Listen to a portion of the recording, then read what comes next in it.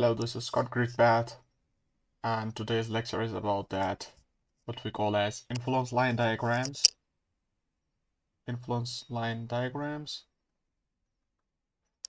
ILDs. So before that, we say what's shear force diagram and bending moment diagram. Let's take a general loading of that point load at the mid-span. We say your shear force diagram is P by 2, and your bending moment diagram maximum at the mid-span, PL by 4. Now your SFD and BMD is actually that when a point load is fixed, when a load is fixed, so load location is fixed. We say load location is fixed. Location of load is fixed. So your load is at a fixed location here, P, at this location of L by 2, at fixed location, and we want to see its effect. We see its effect on all, we say along the length of member, along the length of member, length of entire member. So we say your fixed load is at a particular location, and we want to see its effect on entire sections of that member at each length, at each x dash, at each x. We want to see its effect of that fixed load on different sections of that member. So we say at this location of that at x equals to L by 4, we have this moment of this, what you can call, and at x equals to L by 2, we have this moment. At x equals to 0, we have moment 0. At x equals to L, we have moment 0. So this is the that BMD and what you call as SFD is actually.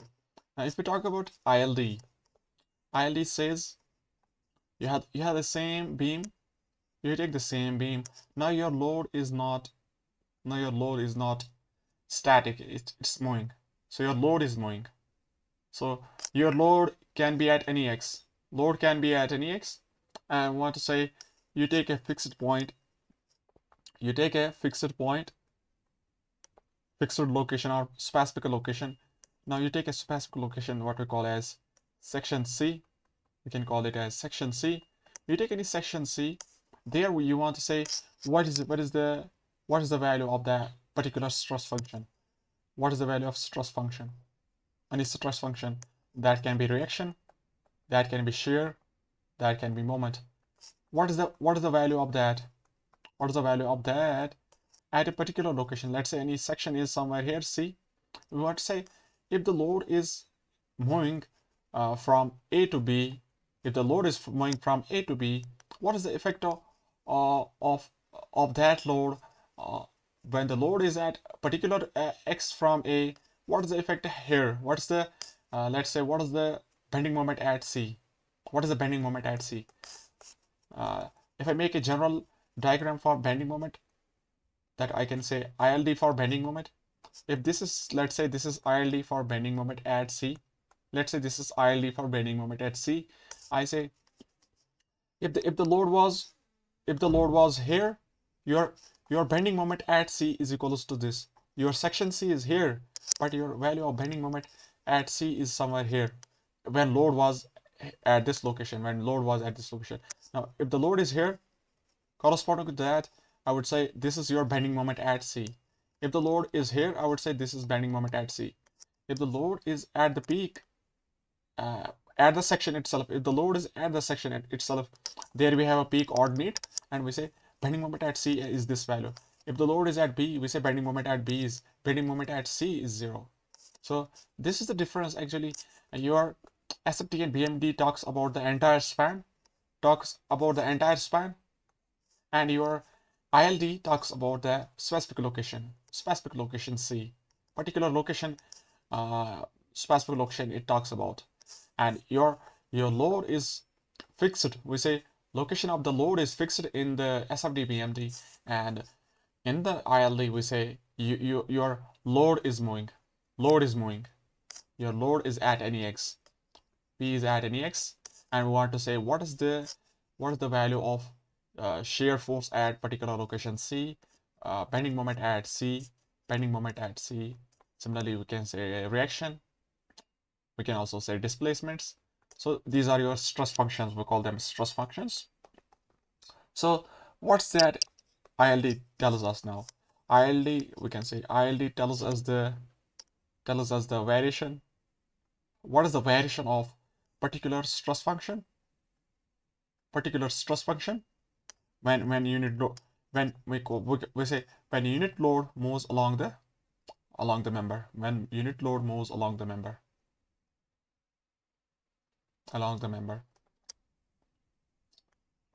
and for analysis we say we take we take a unit load of value 1 without any units. We take a unit load of 1 unit without any units of kilonewton or kilonewton meter. We say this is only a 1 unit load is acting, and because of that we draw some influence line diagram, and after that if there is some actual load of P equals to 10 kilonewton, I would say you have to multiply that ordinate, the ordinate where you want to get the maximum value.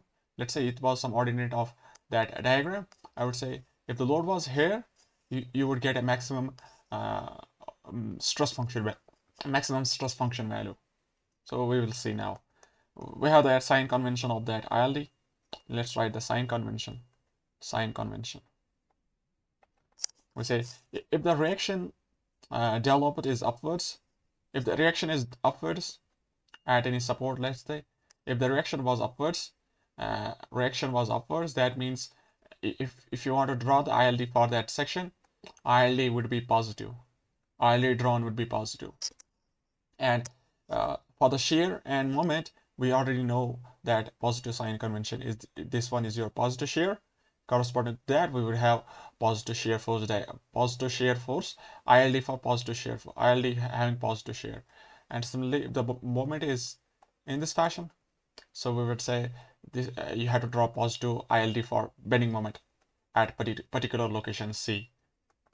So these are your sign conventions, and we say we have two kinds of beams. One is your statically determinate. Next one is that statically indeterminate. We say if the beam is statically determinate beam, then we say you have to draw ILD. You have to draw using straight lines.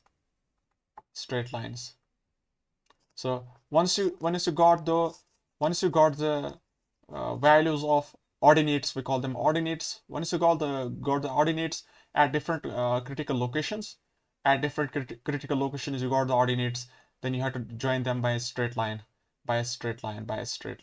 So this is what is for the statically determinate beams.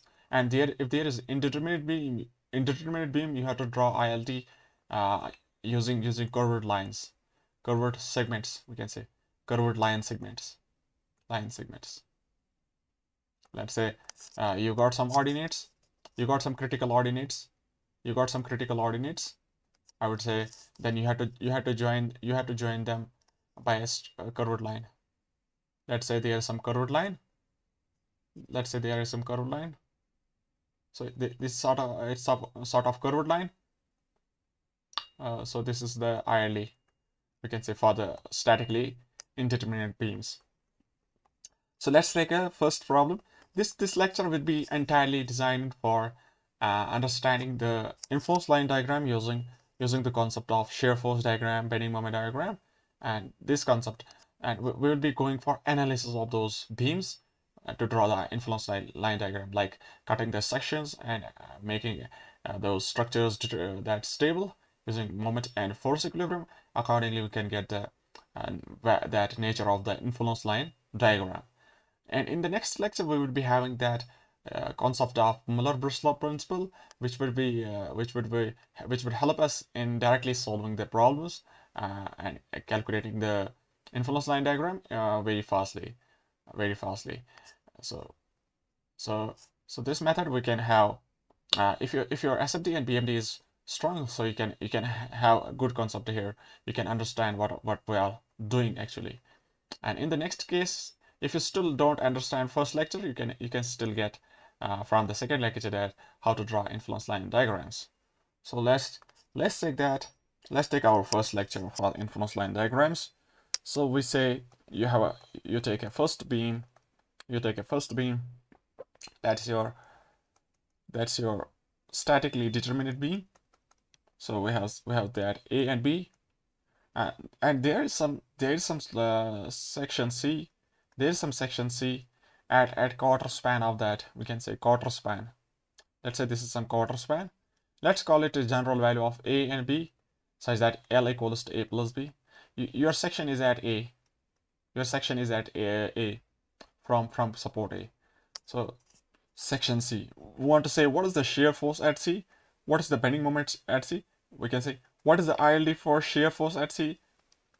ILD for moment at C, bending moment at C. And the third one is that you also get we want to find reaction at A. ILD for reaction at A. We don't say reaction at A. We say ILD for stress function. ILD for stress function. In SMT and BMD, we say get the shear force diagram. In this one, we say get the influence line diagram for the shear force at particular location C. This is the difference between the two. And similarly, you need to get the reaction at B, ILD for the reaction at B. So let's take the first case, that is reaction at A. Let's take the reaction at A. So we would say you have this general beam. This is your statically determinate. You have the general beam. You take any load, a unit load. We say you take unit load. You take a unit load of a unit at any x from A. And now we can say what is the reactions we can have based on the summation of those moments about any point. So we can say this one is your this one would be your L minus x by L, and this one is your x by L. Based on the summation of moments, you can take at B, and you can get the reactions as one is your x by L, next one is that L minus x by L. So we got the units. Actually, we can show that first time. Let's say summation of moments at B, we can solve, I would say, some reaction of A into length of L. It's clockwise, and you have anti-clockwise 1 acting at L minus x from B equals to 0. So your reaction equals to L minus x by L, and similarly B would be equals to 1 minus L minus x by L. So you can get a reaction of that's x by L. So your reaction at B is equals to x by L. Had there been a reaction of some, had there been a force of P, so you would have got a reaction of that P into L minus x by L, and this one was your Px by L. But we are taking that unit value of that force without actually that sign also, that unit also, kilonewton. We only take that one unit. If I say what is the unit of this reaction? What is the unit of this reaction? It is unitless. We would say this is unitless. Similarly, this one is also unitless. So we got the reactions. I would say now we had the limits. I can set the limits. If the x was at x equals to 0, what is the reaction at A? Can you tell me what is the reaction at A? I would say reaction at A would be equals to 1, and at the rate of x equals to maximum length we can have L, and we can say reaction at A equals to 0. So we got the two critical points we can have in the beam itself. I would say we had this line to draw the ILD for reaction at A. I would say you got two peaks that when the load was at x equals to 0, your reaction at A equals to 1, and when the load was at x equals to B, your reaction at A equals to 0. So then you had to join the 2 points because your structure is statically determinate, so you have to join them by a straight line. So this is your ILD for reaction at A. If I apply the sign convention, if I use the sign convention, I said if the reaction is upwards, you have to draw ILD that's positive ILD. So based on this, I say because reaction is upwards, because reaction I have a reaction at A that's upwards, that's upward reaction. So I say reaction at A is upwards. That means influence line diagram would be a positive diagram. Positive diagram. So let's take the ILD for reaction at B. Let's take the ILD for reaction at B. So if I apply the same kind of limits, if I apply the same kind of limits, I would say at the rate of x equals to 0, your reaction at B would be equals to when x equals to 0, so 0 by L. Based on this one, I would say 0. And when x equals to L, I would say L by L. That's 1. So I got the ordinates of 0 and 1. 0 and 1. So I would say this is your reference line. Here the ordinate is 0. Here the ordinate is 1. So I have to join those. There is some 1 ordinate, and I have to join them by a straight line. And because the reaction is upwards, so I would say this is a positive ILD for reaction at B. And value of 1, it is unitless. We say this is unitless. So we got the ILD for reaction at B. Now we want to say, now your section C is at small a from capital A, and we want to calculate that shear force at C and bending moment at C. That ILD for shear force at C and bending moment at C. Let's take that now. Let's take that now. Let's take that now. Let's take the now third part. We say there is some general beam. There is a general beam, and load is acting somewhere. Load is acting at. Let's say there are two cases. There are two cases. First case, you write that ILD for shear force at C. So for that we have case number 1 when the section C is here. This is your section C, but the load is just before that section C. That unit load is before section C. We can say your value of x, the value of x, when the value of x is less than or equal to 0 and less than or equal to a value of a, because this value is a and it can have any value just before, or we can say just before C. If this is just before C, value less than or equal to a means just before C. We want to say what is the effect of that unit load when the load was just before that point C, and it can have value of 0 to that point just before C. So we want to calculate that. What is the reactions? We already know that reaction here would be equals to L minus x by L, and this reaction is equals to x by L. This won't change because it's a function of x. At any x, it doesn't care where the section is. It only tells where your load is. At x, your reaction is definitely going to be L minus x by L. So based on that, I would say, what is the shear force actually? Shear force, what do you mean by shear force? Shear force is the summation of those transverse forces. Either we can take to the left or right of that section. So if I take the to the left of section, I have to calculate that effect of that reaction at A and this unit load 1. So if I say based on this case 1, I have this section of upward reaction of L minus x by L, and there is some unit load of 1 somewhere, and my section is here.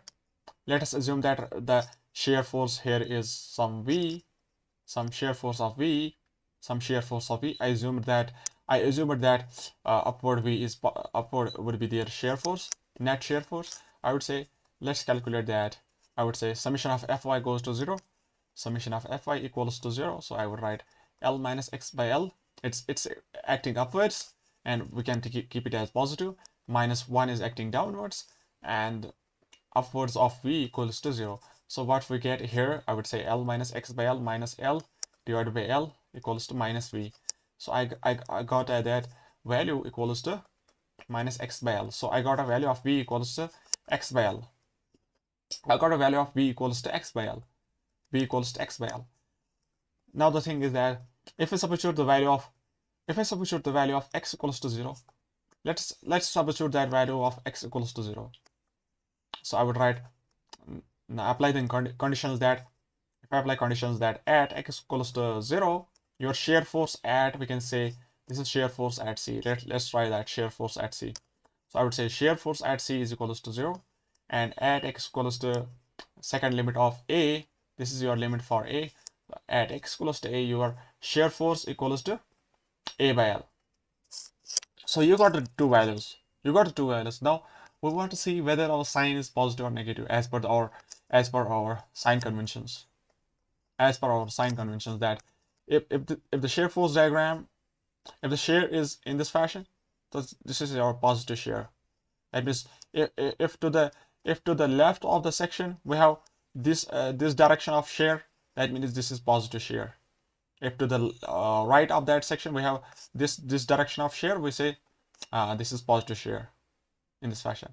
So there might be some reactional loads. If the direction of shear is at the section where you are calculating VC, if this is downwards, so we say this is shear force of positive. Now we got that VC equals to x by L positive. That means what this positive here means. It means the direction you assumed for the shear, that's correct. That the direction you assumed for the shear, that's correct. It means that. It does not mean shear force is positive. It means the direction you assumed. It means direction assumed is correct. Direction assumed is correct.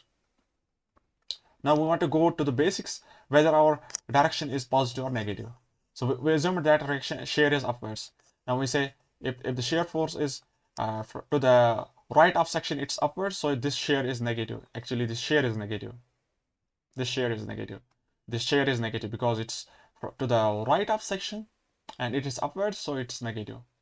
So if I take that value, we got the values that 0 and A by L, 0 and A by L, maximum ordinates 0 and A by L. So I would say at this value we have 0, and at x equals to A I have value of minus times, I would say minus times A by L, minus times A by L. So I have to join those by a straight line. I have to join them by a straight line now. This is our ILD for shear force at ILD for shear force at C. ILD for shear force at C. So I got this part.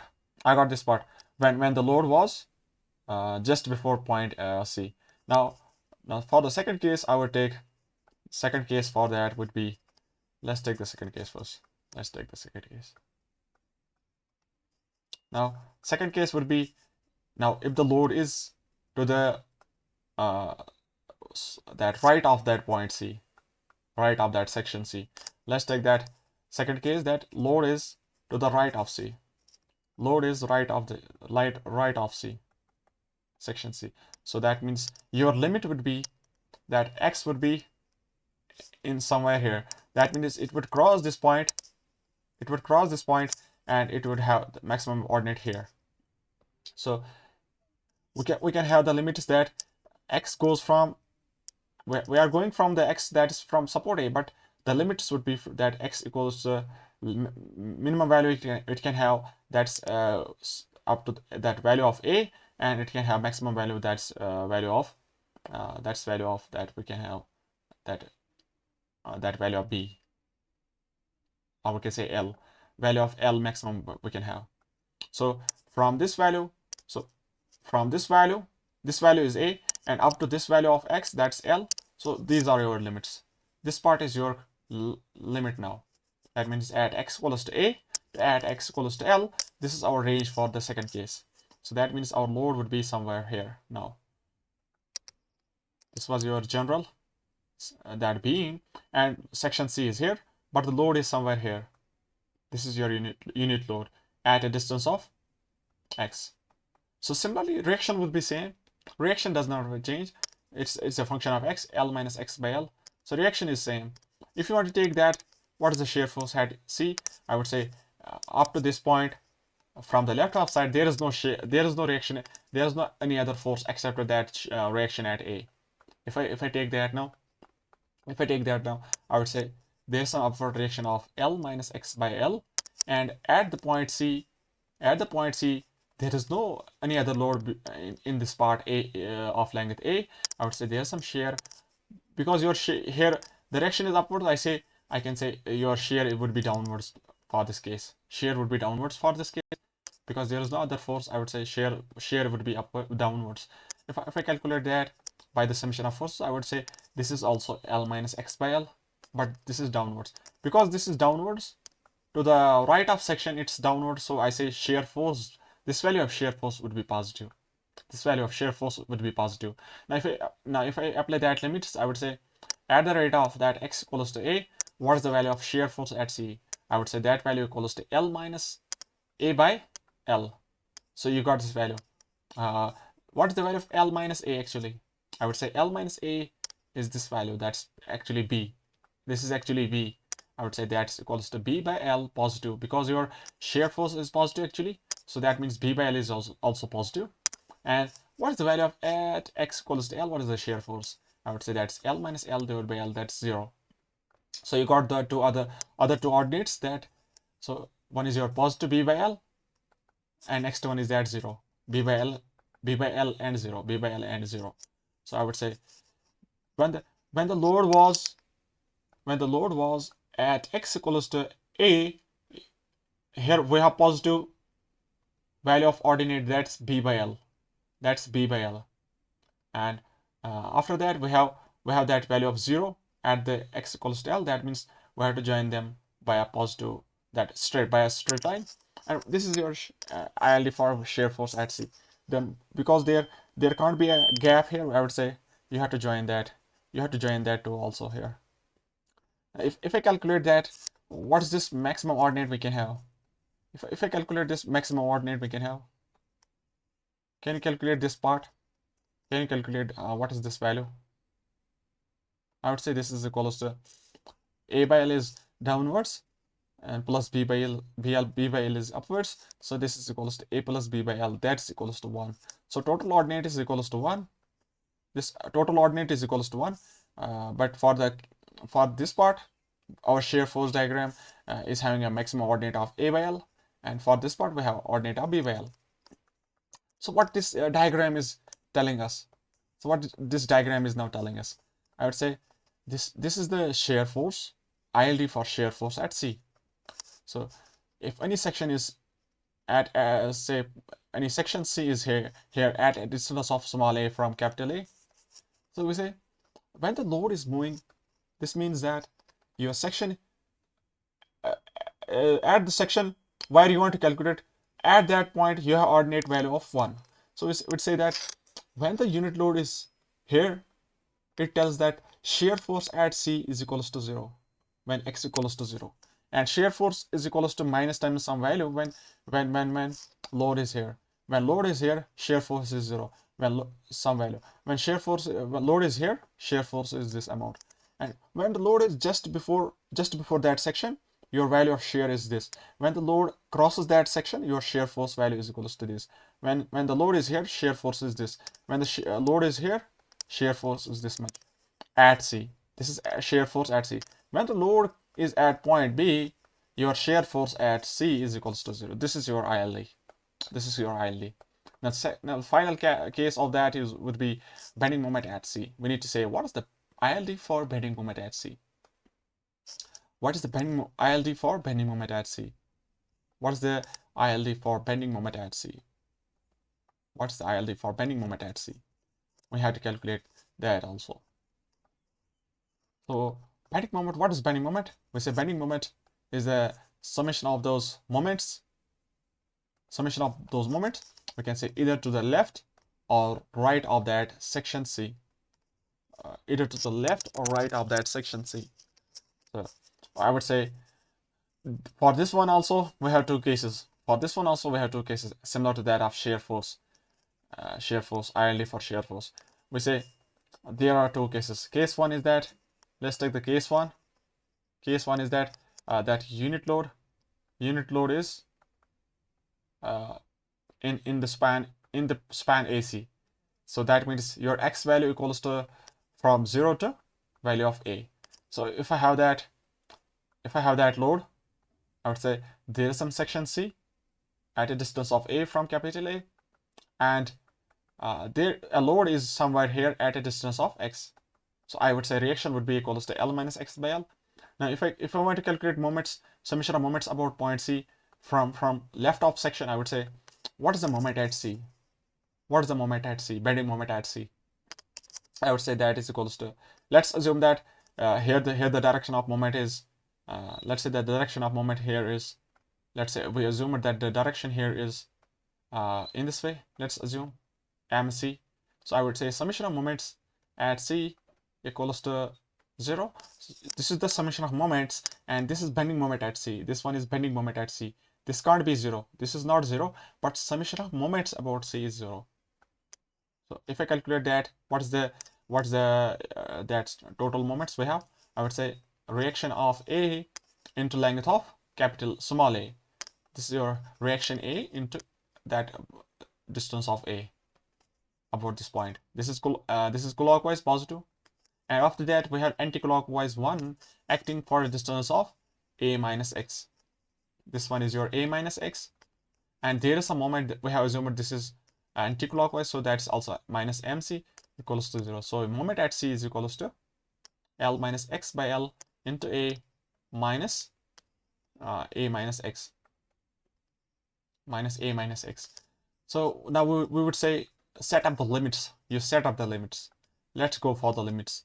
I would say at x equals to 0, at x equals to 0, what's the moment at C? I would say L minus 0 divided by L into A minus 0. So you got a value of that 0. So moment at C is 0 when load is at a point A, support A. When load is at support A, that means no bending moment at C. This reaction, this directly transfers to the support itself. So now second case, when the value of x equals to second limit of small a, when the value of x equals to A, we would say what's the value of moment at C? I would say moment at C would be equals to L minus A by L into A minus A, that is 0. So we get a value of L minus A into A. So we got a value of L minus A into A divided by L. And what is the value of L minus A? What is the value of L minus A? I would say L minus A is equals to B. So we got a value of moment at C is equals to AB by L. Can we say moment is AB by L? AB by L. Whether it's positive or negative, we want to see that. Whether it's positive or negative. Based on that assumption, we assume that the direction of moment here is in this way. That's anti-clockwise. And we got a positive value of moment at C. That's positive value. And positive means the direction assumed is correct. Direction assumed is correct. Now we want to see, based on our sign conventions, that moment is positive in this fashion. That's to the right of section. If the moment is anti-clockwise, that is moment is positive. We say bending moment is positive. Now we cut the section. If to the right of the section your bending moment is clockwise, in this fashion, so this is a positive bending moment value at the point C. So this value is positive. So if I make the influence line diagram for the bending moment at C, I would say there is some section at C, there is some section C, and I got the values of ordinates. I have the ordinate values that at x equals to 0, your bending moment is 0, and x equals to that C value of A, your bending moment at C is equals to AB by L. And I have to join them by a straight line. So they have one ordinate here, second one ordinate here. So you got the two ordinates, you join them by a straight line. Now this was the case just before point C. Now we want to talk about that section CB. Now second case is that you talk about section CB. Let's take the section CB.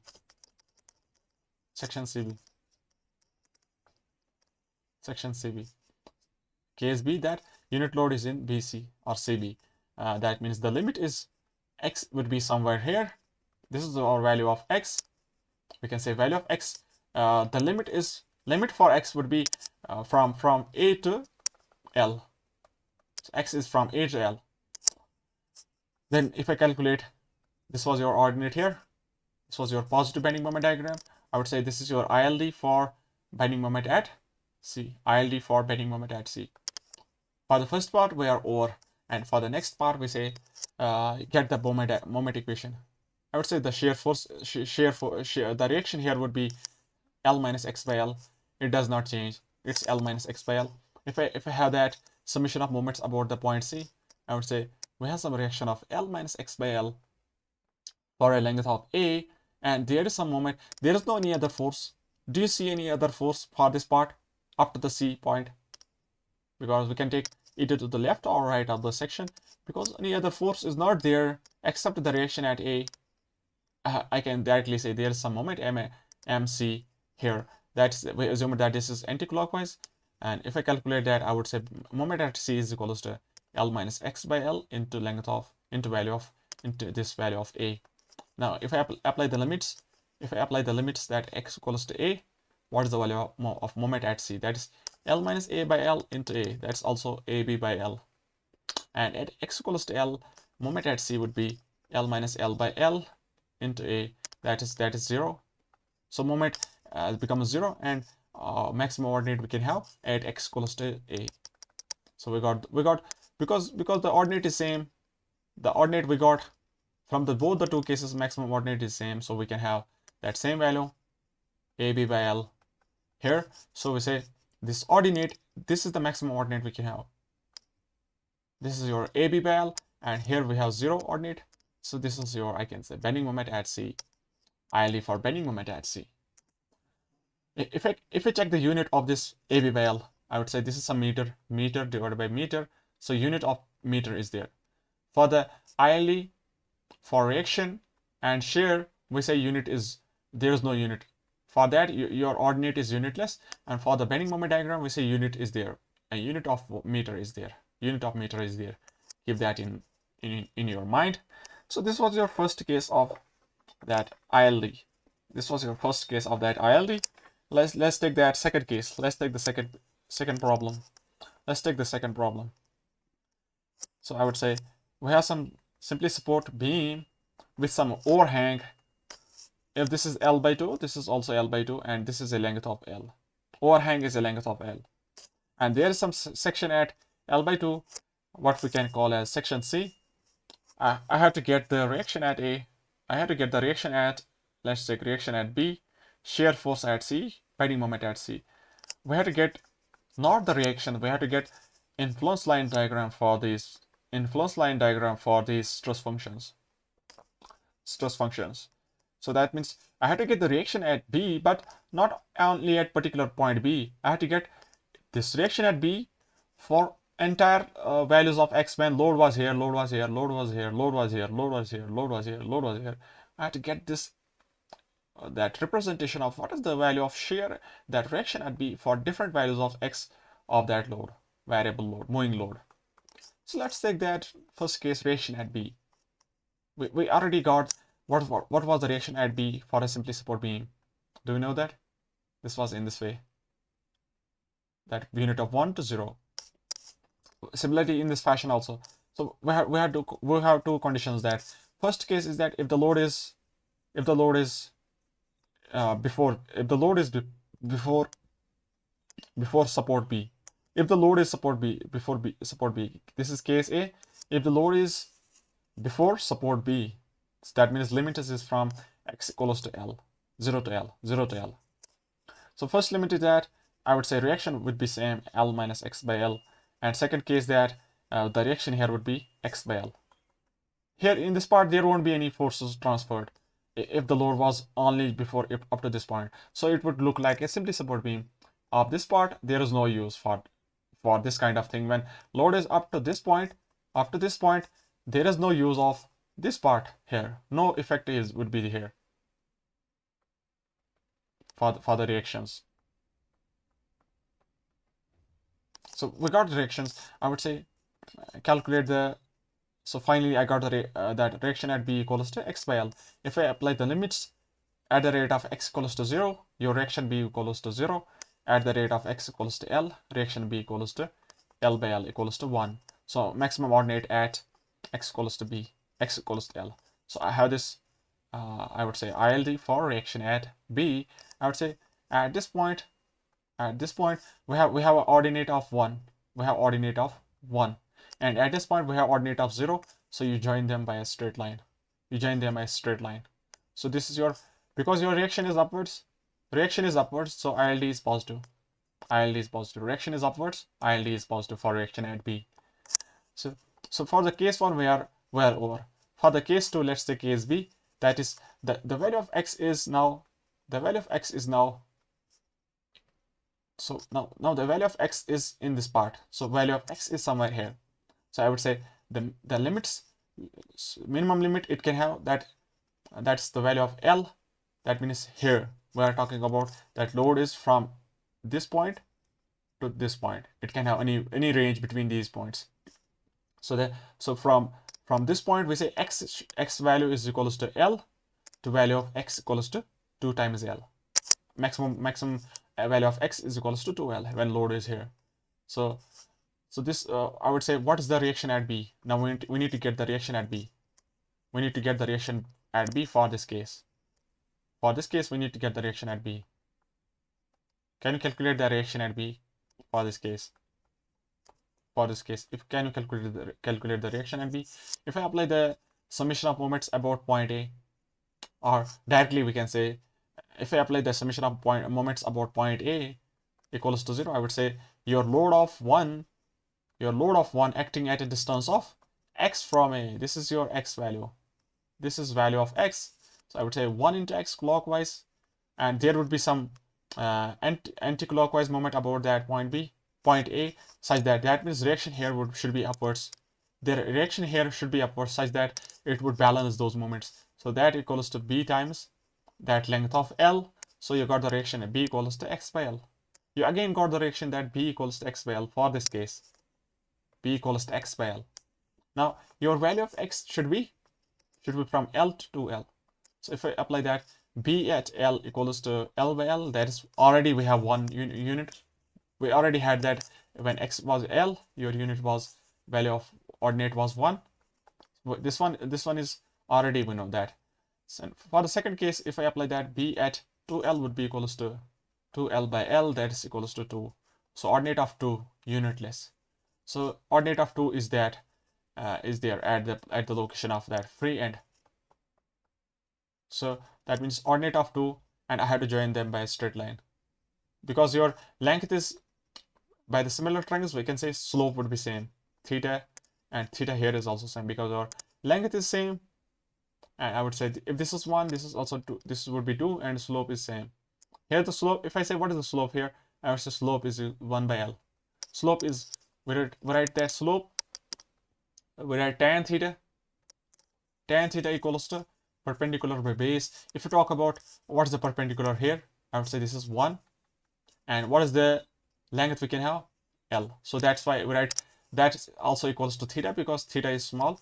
That theta is small because if the theta is small, we say tan theta is almost equals to theta. So we write finally that what is the slope here? I write in place of theta, I write that 1 by L. I write in terms of 1 by L. So I got the reaction at B. Now second case is that get the shear force, ILD for shear force at C. So firstly, let's have the view of this reaction at B, ILD for reaction at B. So it tells that if the load was at support B itself, the reaction at B would be the entire load would be taken by support B. That's what it means. If the 1 unit load is acting here, that's entirely transferred to the support B. That's what a unit of 1 means here. And if the load was here at the support A, it would have taken by the support A. That means the reaction at B would have been 0. And similarly, if the load was at the free end, unit of 1, because by the symmetry, I would say if I apply the summation of moments about point B, the reaction at A would be 1, unit of 1. Here the unit of 1 would be here, and this one is also a unit of 1. That means it has to be upwards 2. It has to be upwards 2. That's why this ordinate of 2 is here. So this is the variation of that ILD for shear force reaction at B. So let's take the second case of that is shear force at section C. Shear force at section C. Section C. So first part is over. So we need to say now shear force at C. ILD for shear force at C. So I would say for this case, there are two possibilities. One, first case is that when load is before this section C, and second case that load is somewhere here in this part. So let's take the first case for ILD. Let's try that ILD for shear force at C. So first case is that load is here somewhere. I would say reaction would be L minus X by L. Can I tell that? When the load is here at some value of X, and here the reaction would be X by L, I would say, but the section is C here, section C is here, and this was your L by 2, this was L by 2, this was L. So I would say, what should be the value of that reaction at A? That would be L minus X by L, and at the C, I need to calculate the shear forces. Let's calculate the shear force equation at the section C. I would say, there's some upward reaction of L minus X by L, and there's some load of 1, and we have some section of C. Let's say the shear here is, let's take for now, let's take for this case that shear is downwards. Let's assume that shear is downwards. Let's assume shear is downwards VC. So I would say calculate the shear force at C. I would say L minus X by L is upwards, and this one is up acting downwards, and VC is also downwards, equals to 0. So VC equals to L minus X by L. So I write L minus X minus L by L. So value of minus X by L. So it means what this negative means. What does negative means? It means the direction you assume it. Negative means direction assumed is not correct. That means actual direction has to be upwards at this section. Actual direction has to be upwards. And based on the sign convention after that, I would say there is some section, and you are calculating the shear forces. On the right of C. That means shear force is finally negative at this section. Shear force is negative because we are you have a shear force direction, actual shear force direction in upwards, but in the right of C, in the right of that section. If this is your section, and on the right of that section, you have a shear force upwards direction. Actual direction is upwards. That means it's negative shear force. So negative. Finally, you have to write that minus X by L. That in the diagram of ILD, you have to write that minus X by L, final value of minus X by L. So if we apply the limits that when X equals to 0, your shear force at C is equals to 0, and at X equals to L by 2, your shear at C is equals to minus L by 2 divided by L. That's minus 1 by 2. That's 0.5. Minus time is 0.5. In the first problem, we got that shear force was minus times A by L. Similarly, for this case, we got minus times L by 2 divided by L. That value of A was equals to L by 2. That's why we got a value of 0.5 minus times 0.5. Ordinate of minus 0.5. So if I make the diagram for shear force at C, I would say initially I had shear force of 0, and there's some section C somewhere here where the value of shear force is equals to minus times 0.5, and I had to join them by a straight line. The second case is that when the load is in the span, load is somewhere here. Let's take this case that load is between we can take three cases for this one. We can take three cases. Let's take three cases. I would say if the load is here, if the load is somewhere, let's take the load also. If the load is, I would say value unit load is in CB. If the load is unit load is somewhere in the CB, somewhere here at a distance of x, I would say the limits of x, the limits of x. Did I write in the first case that the limit was L? No. If I wrote initially that limit of that in the first case A, when I calculate the value, we have got a correct value of that minus L by 2 to L.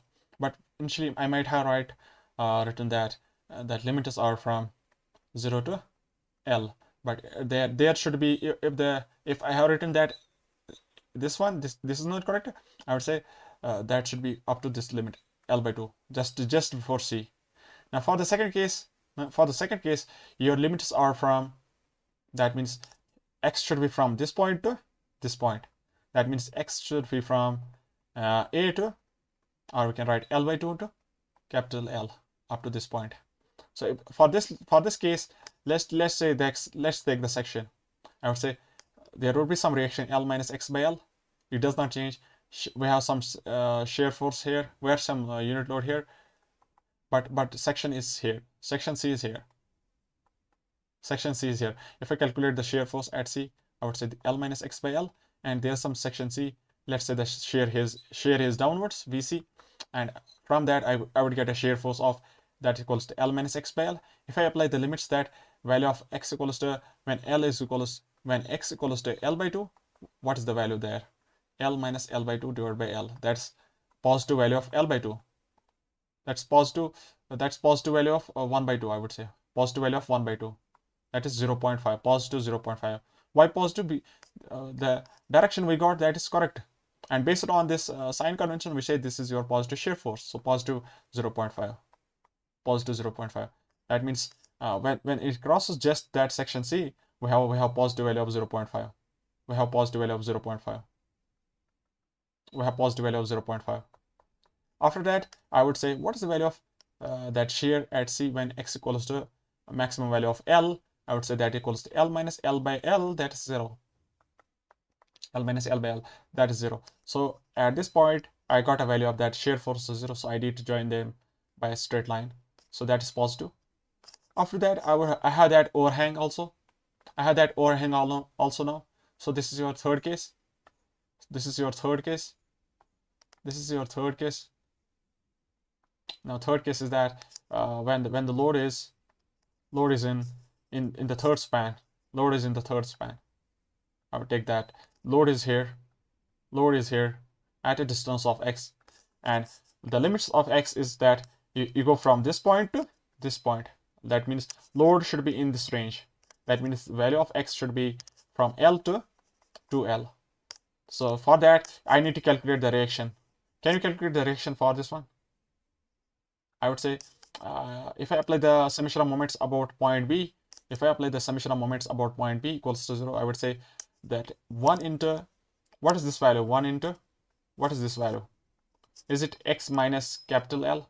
So I would write moments about point B equals to 0. I would say 1 into x minus L. That should be balanced by, here the reaction should be downwards to balance this moment. This is your clockwise, and this one should be anti-clockwise about point B. So I would say reaction A into length of L. So reaction at A equals to x minus L divided by L. X minus L divided by L. X minus L divided by L. But the reaction here, we have downward reaction. We have, keep that in note that reaction here is downwards, x minus L by L. Now, if I got the reaction at A downwards equals to x minus L by L, and I have this section now. In this part, there is no any other force except the reaction at C, a reaction at A. I can say what is the value of shear force at C. So there's some C here. I would say there is some shear force at C. I would calculate that based on that summation of force. I would say this is the direction, assume it is correct. Direction, assume it is correct because this one is downward, so this one should be upwards. X minus L by L. And now I would say whether it's positive or negative now. Whether this direction is positive or negative. Because if this is your section, you are talking about right arc section. Here we have assumed direction, that is correct direction. Upward shear, that means this is negative. This is negative. So final value, you have to take that negative value.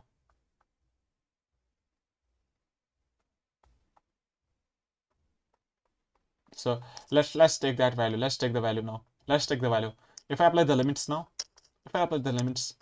that what are the limits? We have L to 2L. We have L to 2L. Let's apply that.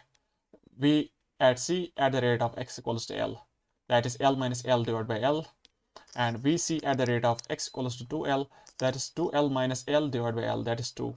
So 0, 2, 0, 2, 0, 2. So here the reaction we have 0. Here the shear is 0. And we have at the value of x equals to L, we have ordinate of 2. That's but the value is 2, but it's negative. Why? It's negative. Why it is negative? We already told that if this is assumed direction of shear, arrow is correct. If this is correct and this is correct, And based on the shear convention that this is your negative shear, so you need to take that ILD as negative. So minus 2 is here somewhere, minus 2. So there's some point here. I have to join them by a straight line. But the slope should be same. Slope should be same. Slope should be same. That means this one should be value of 2. This one should be value of 2. And this one should be length of L. So this is your minus 2. This maximum ordinate of minus 2. So this is your ILD for. Then you join that also. You join this one also.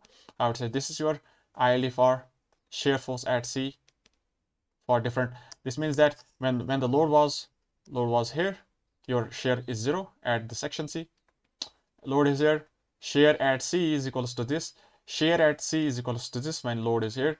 Load is here. Shear at C is equals to this. Load is at the support B. Shear at C is 0. Load is at the pre-end. Shear at C is equals to that minus 2.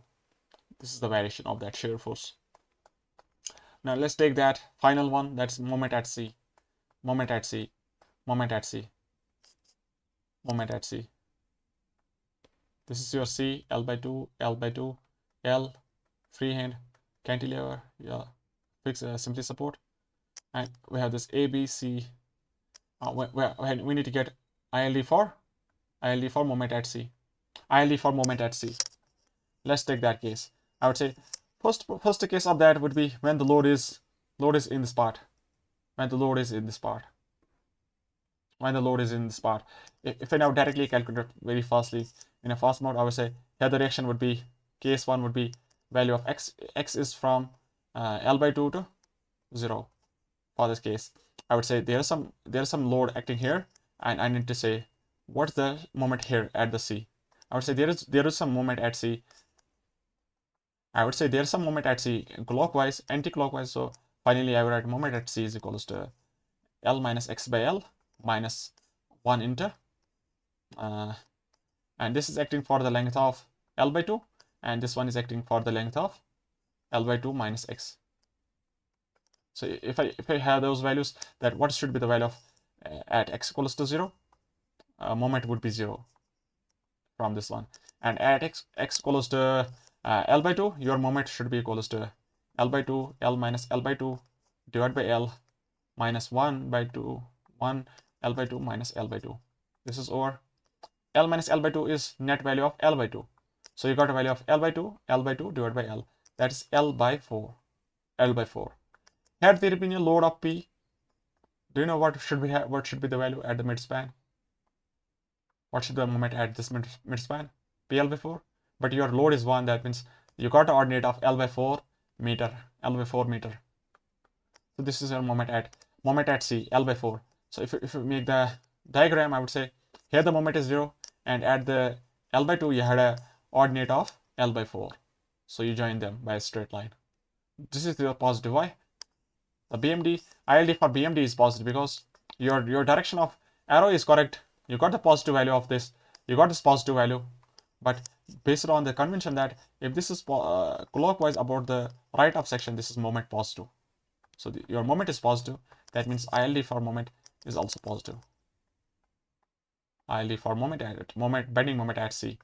Now we need to take the second case. That means that here the reaction would be L minus x by L. Load is here, but section is here, and here would be reaction of x by L, and this one we don't care about. So I would take the limits, that the limit is from this to this. That means limits is from L by 2 to capital L. So if I apply that summation of moments about this point, I would say there would be some moment at C that equals to L minus x by L into length of L by 2, and applying the limits that L minus L by 2 divided by L into L by 2. So that is equals to L by 4. Add this ordinate, but just after that. And if I calculate what is the moment when load is here, that means at x equals to L, what is the value of moment at C? That means that would be equals to L minus L divided by L by 2. So that is 0. So you got the value that L by 4 and 0. L by 4 and 0. So this one is L by 4, and you have to join that 0 also. So L by 4 at 0. And direction is positive, that means moment assumment is positive, and based on the convention that this is positive moment. For the third case, let's take the third case now. That means load is here now. Load is here at a distance of x. So load is at a distance of x from A, and I want to say what is the moment at C? What's the moment at C? I would say if I get the reaction at A, then I can say what should be the moment at C. Can you calculate that? I would say what is this value? If I take moment at summation of moments at B equals to 0, then I can say what is the reaction at A. Can you calculate what is this part? I would say this part is total of x minus, you have to subtract this part L. So this part is x minus L. So if I apply summation of moments about point B, I can write that 1 into x minus L. That is balanced by, because there is only one support other than the support B, because we are calculating ratios about moment summation of moments about point B. That means there is only there is one more load, that is reaction at A. So that should be downwards to balance this. This is clockwise and this should be anti-clockwise downwards. So I would say reaction at A into length of L. So reaction at A equals to x minus L by L. X minus L by L. Let's have that section. I would say there is some, let's have this here. Let's take this part here. I would say you got the reaction at A equals to x minus L by L, and you had the section C. There's no any other load between these 2 points. Do you see any other load between these 2 points? I would say there is only one reaction, and at this section where you got, there might be some shear force and there would be some bending moment. So we need to calculate that bending moment. If we cut this section, I would say there would be some bending moment. Let's remove this part. There would be some bending moment at C. Based on this one, this is trying to have a anti-clockwise, and this one is also anti-clockwise. That means direction assumed is not correct. So we would get a negative value. We would check that also. Let's say that you got a value of x minus L by L for a length of L by 2, and this is anti-clockwise, and moment C is also anti-clockwise. So you got a value of that summation of moments at C is equals to 0. This is your bending moment at C, and from this one I got a value of MC equals to minus times x minus L by 2. Yeah, x minus L by L into L by 2. So you got a negative value. Negative means direction assumed is not correct. You assume that clockwise that moment is in this fashion, but the actual this is your actual variation. Actual moment should be in this fashion. Actual moment should be in this fashion. And but as per sign convention, we say this is your positive moment. This is your positive moment. If the arrow is in this fashion, about in the right up section, we say this is positive moment. But if you assume that positive moment is there, okay, but you got a negative value finally, so you can say your negative final value of negative is there. Final moment is negative here. So if I apply the limits now, that your load should be between B and this free end. So load should be between L to 2L. So if I apply that moment at L equals to L minus L by 2, that is 0. Moment at 2L equals to 2L minus L divided by L into L by 2. This is negative value. So finally you got a value of this is L divided by L. This is 1. So this is L by 2. Final value of L by 2. Negative times L by 2. Negative times L by 2. Negative times L by 2. Negative times L by 2. Negative times L by 2. So if this was L by 4, let's say this was some 2 meter, that means L by 2 should be 4 meter. That should be 4 meter. So this one should be 4 meter. So finally you got that L by 2 meter. This is meter. This is negative. Why? Because your direction assumed that moment that you got a moment equation, that moment should be in this way, and based on that sign convention, you got that this moment is negative. So this is your ILE for bending moment at section C. At this section C, this was your section C. At this section C of the beam, this section C is here. That means now, what is this ILE for moment at C represents? It means that when the load is here, when unit load was here, your moment at C was 0. these all ordinates are moment at C. Every point is having a moment of C, but at that point where you are checking, that means the load is actually acting there at that section. If the load is acting here, I would say moment here is 0. Moment at C would be this part. Moment at C is L by 4 when load is itself on that section. When the load is at support B, your moment at C is 0. When the load is at free end, your moment at C is equals to L by 2. L by 2. So we got this entire stuff. We got the entire stuff. Let's take the third problem. Let's take the third problem now. Let's take the third problem. Let's take the third problem now. So now for this case, for this third problem, we will take that critical points only.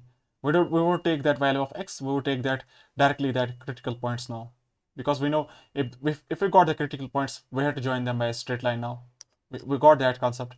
If you got the critical points, you can join them by straight line. Now we will take only critical points now for this problem. So I had this simply support beam. I had this simply support beam with double overhang. We can call it as double overhang beam, simply support beam. So overhang length is A.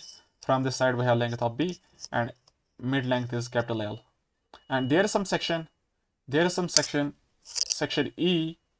There is some section E at a distance of Z from the support A. So we need to get the reaction A, reaction B, shear E, moment E. So we need to get ILE for these stress functions. For this stress function, we need to get influence line diagrams. Let's take the first case, that is reaction at A. Reaction at A. Can you tell that?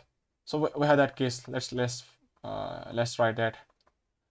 I would say if the load is here, I need to calculate. So there are different points we have. If the load is here, we need to say what is the reaction at A. If the load is here, what is the reaction at A? If the load is here, what is the reaction at A? If the load is here, we need to get the reaction at A. So 4 critical points for reaction at A. So we take the first case. Let's take the first case. Let's take the first case. That means load is here, and you have the support at A. So if the load is at what you call as at this free side, I would say you apply a unit load of 1. You apply a unit load of 1. Can you calculate what should be the reaction at B? Reaction at A. What is the reaction at A? I would say reaction at A would be equals to, if we apply the moments, summation of moments about the support B. If we apply the summation of moments about support B equals to 0, I would say 1 into A plus L. 1 into A plus L. That's anti-clockwise. That is balanced by clockwise moment about point B by this A into L. So reaction at A equals to A plus L by L. Or we can write 1 plus A by L. A plus L by L, or we can write 1 plus A by L. So let's write in terms of 1 plus A by L. So you got some value of 1, then we have plus A by L. So there is some 1 plus A by L. We can write 1 plus A by L. Final ordinate of 1 plus A by L. Now second case is that you take now you take the load at the support itself.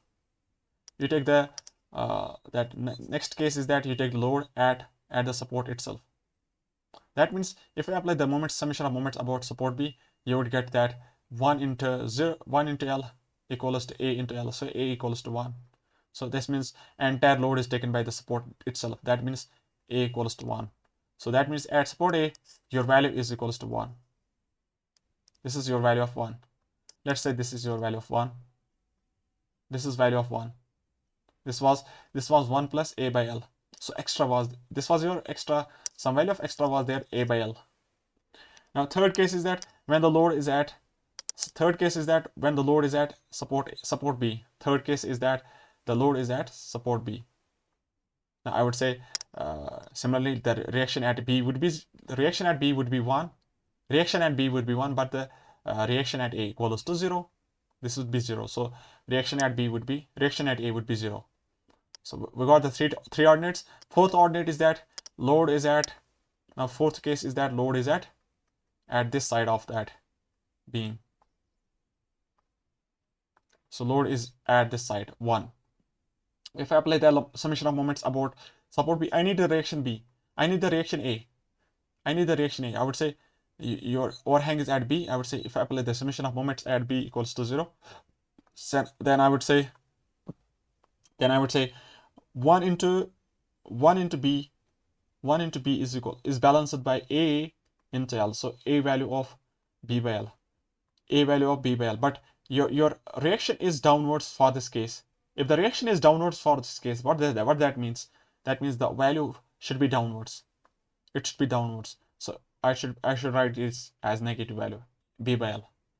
This is not negative actually, but based on the convention that I had to draw ILD negative because your reaction is downwards, so it would be downwards B by L. Some value of B by L is here. Let's say this is your B by L. Now I had to do one thing. I had to join them by a straight line. I had to join them by a straight line. Let's say there might be some variation. Let's say this is your B by L. This is your B by L. So this is negative. This is positive. This is ILD. ILD for reaction at A.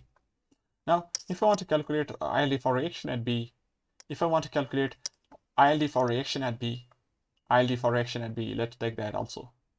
ILD for reaction at B.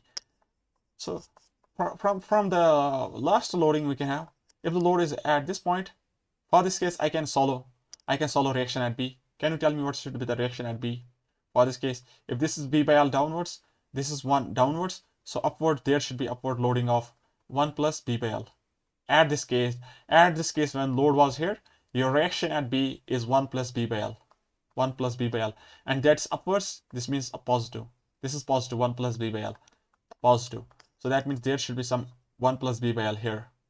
1 plus B by L. 1 plus B by L. And second case is that when the load is at support B, that means reaction would be 1 into 1. So reaction would be 1. Here the reaction would be 1. So this is your value of 1. Why it is 1? Because you are applying a load on simply support being. Load is 1. That means the summation of the reactions should be 1. Summation of reactions is also 1.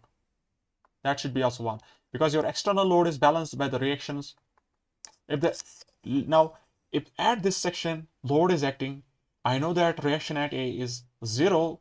That means reaction at B should be maximum value of 1. So that's why reaction at B is 1 here. ILD for reaction at B.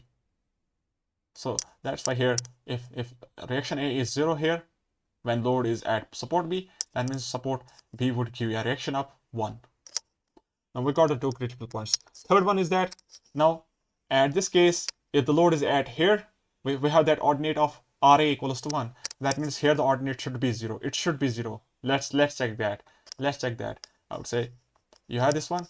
Load is at support A, and that means it would give you reaction of 1. If I apply the summation of moments, whatever you can do, summation of moments about A, you would still get the reaction B equals to 0. Whatever you can do, but still you would get a reaction of B equals to 0. After that, the final case is that load is at this side. You have this one, you have this one. I need to get the reaction at B. I would say to balance this one, there should be some clockwise. So the reaction B should be clockwise about this point, about the point A. If I calculate summation of moments about point A equals to 0, this was your length of A, this was length of L. I would write that 1 into A equals to B into L. B equals to A by L. Now we got the value of B equals to A by L. Now because your arrow is downwards, direction of arrow is downwards, reaction is downwards, that means finally you need to take negative value of A by L. So negative value of A by L is somewhere here. Negative value of A by L we can write minus A by L. Then you join them by a straight line. Let's say this one. This is your diagram. This is your positive. This is your negative. This is negative. This part is negative. This is positive. what this means, let's have that view. It means that when the load is at support A, your reaction at B is 0. Load is at support B, your reaction is maximum 1. Load is here, you have positive reaction, that means upward reaction of 1 plus B by L. Yeah, load is here, reaction at B is negative, that means downward reaction of A by L. Reaction of downward. Load is at this point, we say that reaction here is downwards A by L. A by L. So this is the variation of ILD for reaction at A and reaction for B. Now third is the reaction shear at E. Shear at E. Shear at E. We need to get the shear force at ILD for shear force at E. ILD for shear force at E. Third case, ILD for shear force at. First two we are done with. Now third is that shear force at E. Because for these two cases, they are talking about the same section. So once you cut the section, there is some shear, there would be some moment, and for this case, we will take directly those two critical points now. We don't take the separate now. We will draw the V and M ILD side by side. Let's have those side by side. I would write this is your ILD for shear force and this is your ILD for moment. I would write ILD for shear force moment at E, ILD for shear force at E. And we only go for critical points. I would say first case is that you apply a load, analysis would be in this side. You apply.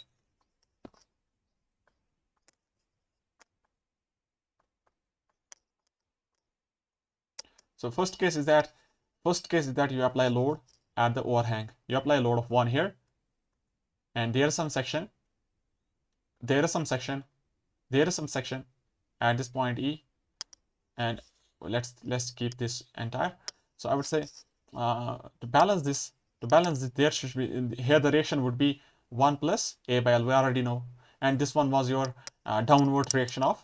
We already know that reaction would be downwards. To balance this, if I apply the summation of moments about point A, you would get that is downwards 1 by L, A by L, downward A by L. So you got this point now. You got this now. Now, either you can take this point, either you can take summation of moments of these two forces about this point E, or you can take this part. Let's go for the complex. Let's go from the right side.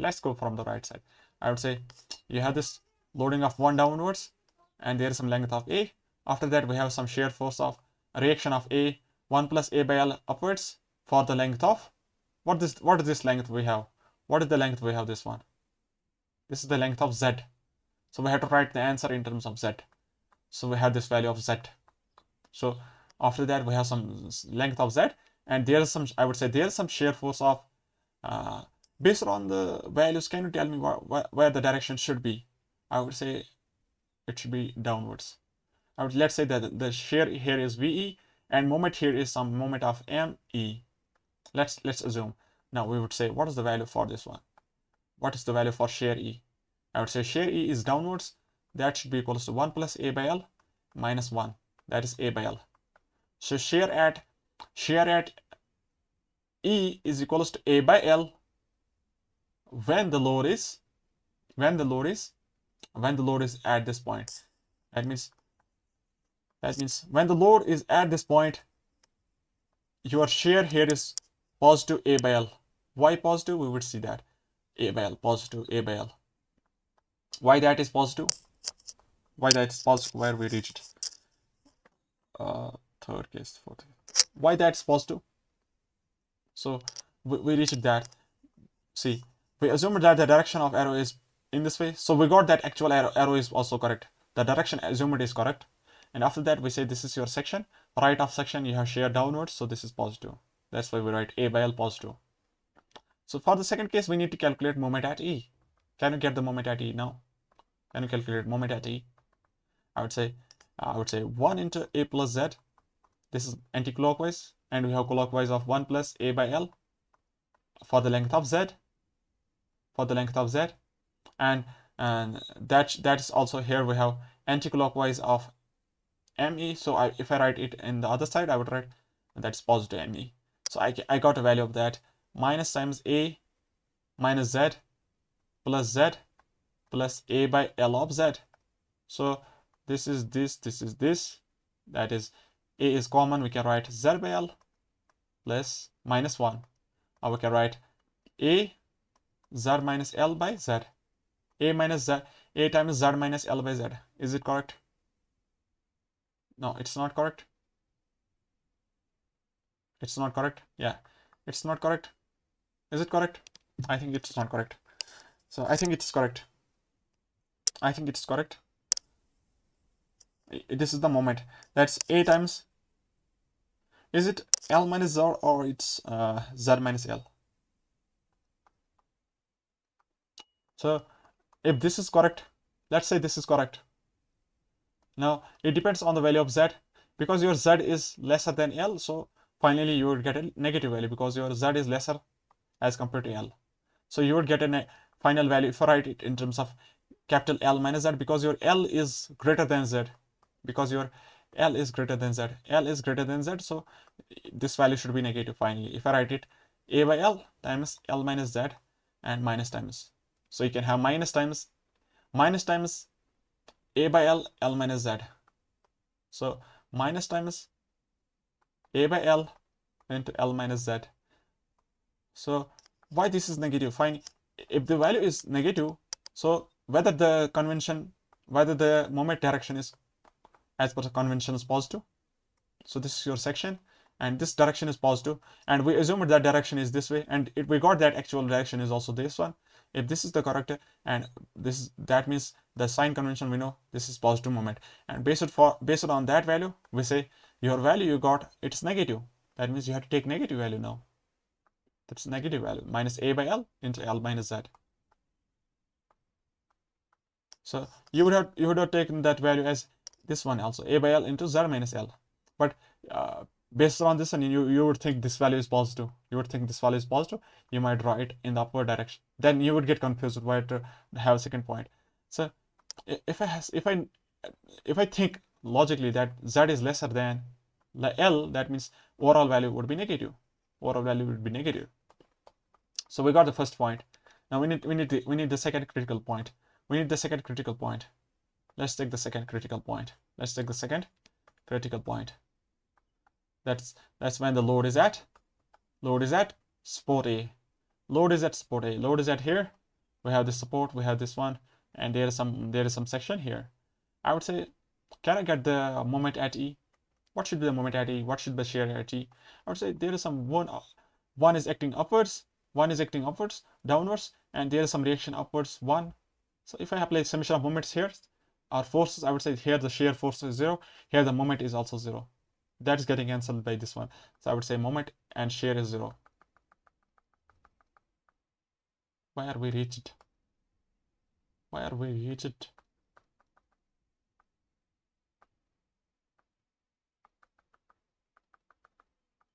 So that part is over. Where have we gone? So this was your structure looks like. This was A, this was A, this was L, this was Z, and this was support B, this was B. So we got the shear and moment. Shear was positive value of A by L, and moment was negative value of some value of A by L into Z, L minus Z was this value, A by L into L minus Z. So this was negative, this was negative, this was positive. Now second case, we got that at this point, if the load is at the support A, we have that shear is 0 and moment 0. So here we have 0, here we have 0. So we join the two. Now the third point is that if the load is at B, we don't need to go there that if the load is at section L. Do we need that also? I think so. Let's forget that for now. Let's take the critical load, that critical section of B. Let's take if the load is at B, that means other parts would be 0. This one is 1, this one is 1. That means shear anywhere would be 0. You take any point E also, shear would be 0, and moment is also 0 at that point, because that's getting cancelled by this effect. For the shear, it's getting cancelled. And for the moments, we have same amount of that value of L or Z you can take. So moment is getting cancelled. So I would say for this point also we have moment 0, shear 0, shear 0, moment 0. And for the last point, that is load is at this overhang B. Let's calculate for that part also. I would say load is here, load of 1, unit load of 1. I need to say what is the shear and moment at this section E. So for that, I need to get the reaction of supports. I would say this one should be equals to B by L, and this one would be 1 plus B by L. And if I take this part, there is some B by L downwards, and at this point there would be some shear force upwards, B equals to B by L, and this would be negative because direction of arrow is upwards, so B by L would be negative. Minus times B by L, I would write minus times B by L. So this one would be minus times B by L. And I can join that too. So if I join that, I would say this is your variation for this part, minus B by L. Second thing is that you got some shear force here. You can take the moment L also here. I would say there would be some moment here because this is anti-clockwise. Balancing would be anti-clockwise. That equals to B by L into length of B. Length of Z, sorry. Length of Z. We are talking about this part. Z. Length of Z. B Z by L. Because now based on moment is on the right of section, it's clockwise, so this is negative moment. Finally, you have to write minus times BZ by L. Minus times BZ by L. Minus times BZ by L. If I say this is your B by L into Z clockwise, and there is some moment anti-clockwise M. If I apply that, BZ by L is clockwise, anti-clockwise minus, and this one is your clockwise, equals to 0. So your moment is BZ by L positive as per the direction. Now, if I take the sign convention, this is positive, but you got the arrow as downwards, as clockwise, so negative moment finally. Minus BZ by L. Minus BZ by L. Minus BZ by L. Minus BZ by L. This was your negative also. This one is also negative. So you got these 2 points. You got these 2 points. Now the section is somewhere here. This was your section. This was your section E. We need to see what's the variation between this for this length L. So we need to take the section itself. We need to take that load is just before section and load is after that section. We need to take that critical point also. Let's take those points also. We won't be taking in terms of X. We will directly take that critical load, the critical section, that X is just before that section and X is just after that section. So let's have those critical sections. I would say you have this support and free end is there. So you are applying a load just before that section, is what you call as E. So you are applying a load of 1. And there is some section E here, just at that section, just before. This is just before that section. So I would say the reaction here would be, can you get the reaction? This one is your Z. This one is your L minus Z. I can write this is Z into L minus Z by L, and this one would be equals to Z by L. And I would say this is your, if I apply the summation of shear, if I cut the section now, add this, if this is your section E, I would say what is the summation of what is the shear force at this section E? I would say you have some shear force of reaction of Z into L minus Z by L, and you have some unit load of 1. You have some unit load of 1 here, and I would say what is the moment and shear here? What is the moment and shear here? I would say there would be some moment of M, E. So if I calculate that also, I would say what is the value? What is the value here we can have? I would say what is the shear force at this section? I would say Z into L minus Z divided by L. It's upwards and 1 is downwards, and shear is upwards. VE equals to 0. So VE is finally, let's solve this part first. I would write Z into L minus Z minus L divided by, is it Z into L minus Z? x into L minus x, x into L minus x. This should be z into L minus z.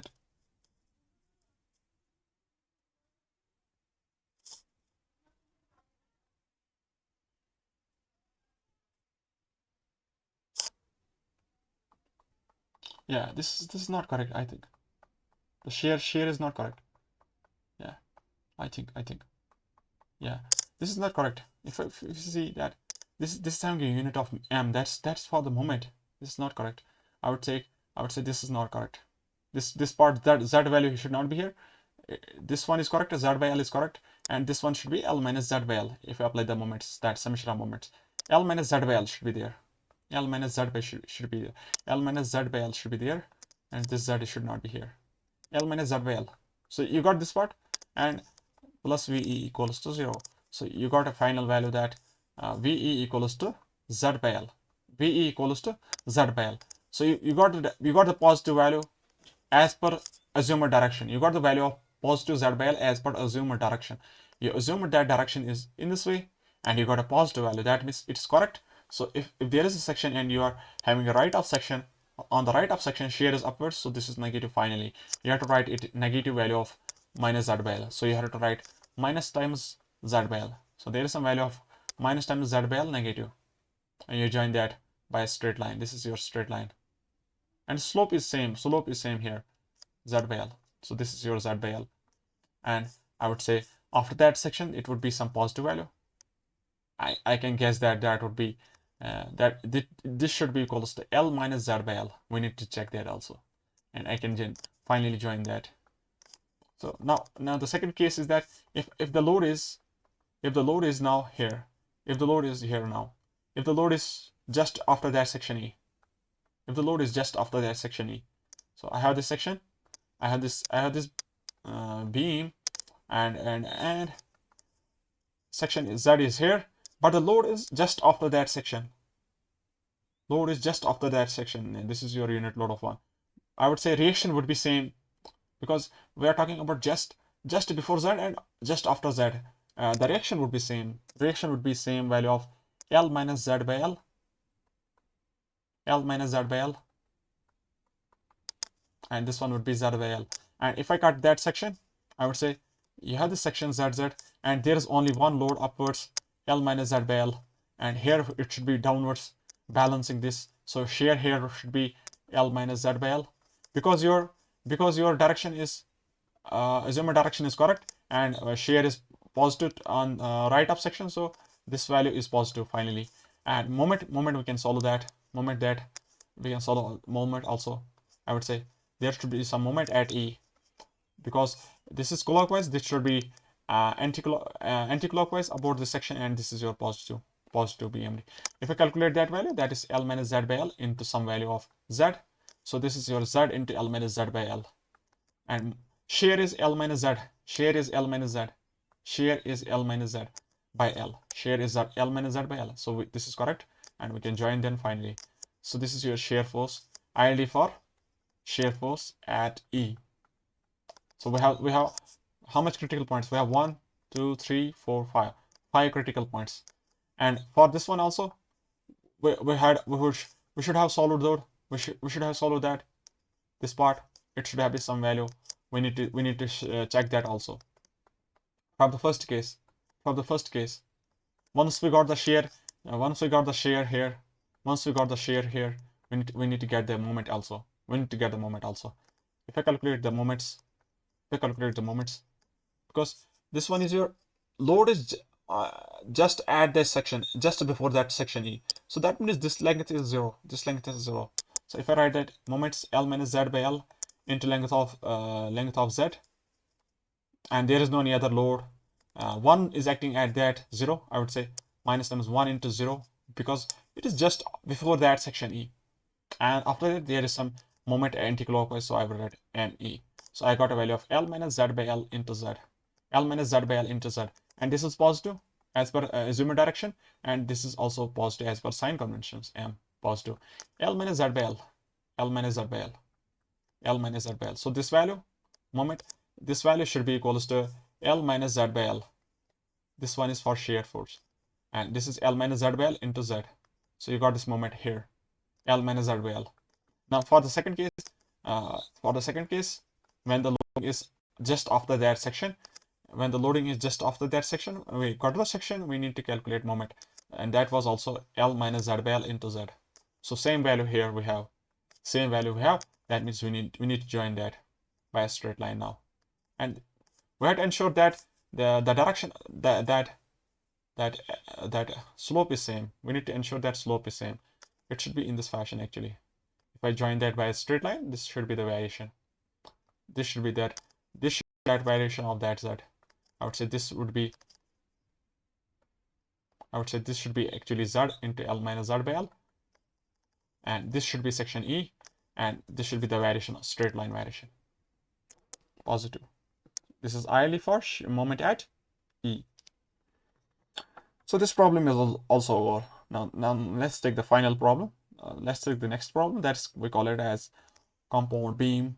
Let's take the compound beam.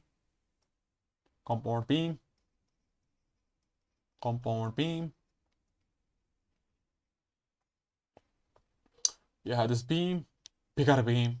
You have, so there are a lot of supports, we can say. One support, this is A. After that we have B. This length is L1. After that we have A. Then we have internal hinge at E. At E we have internal hinge, and then there is one more internal hinge for the length L2 that we call as F, and after that we have C for this length of A. After that we have length of L1, and we have one more support, that's support D. This is C. So I would say this is symmetric. Can I say this is symmetric? I would say this is symmetric. And I need to get ILD for reaction A, reaction B, shear force at T, and bending moment at T, shear force at S, bending moment at S. Now where are these T and S? We need to see. So S is here. This is S at a distance of small b. Is it small b? Yeah, small b. And that's section E is here, and we need to see why is section T. Section T is here. This is T at a distance of small c. So at a small c distance we have section T. We need to get reaction at A, reaction at B, shear at T, moment at T, shear at S, moment at S for this case. So let's take one by one. Let's take one by one. We can get the RA, and because RA and RB are, we can take that as a simple support beam. We can do those two side by side. Let's take the first case, that load is in the first part of that between A and B. Between A and B, first case, load is between A and B, first case. I would say this is length of L1. So the reaction here would be L1 minus X by L1, and this one should be X by L1. So let's plot the variation. I would say this is ILD for shear reaction at A. This is ILD for reaction at B. I would write ILD for reaction at A, ILD for reaction at B. So let's apply the limits now. Let's apply the limits. I would say when the value of x was 0,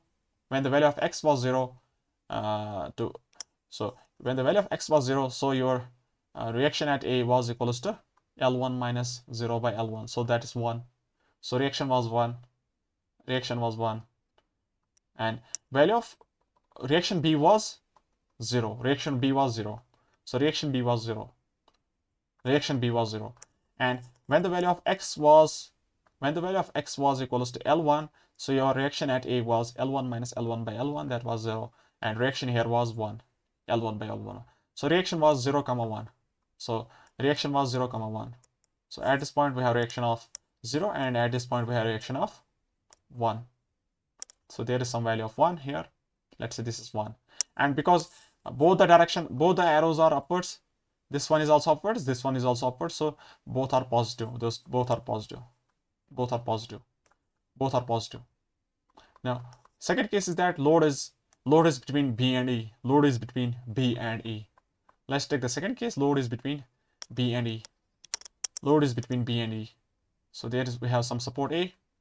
After that we have support B. Length is L1.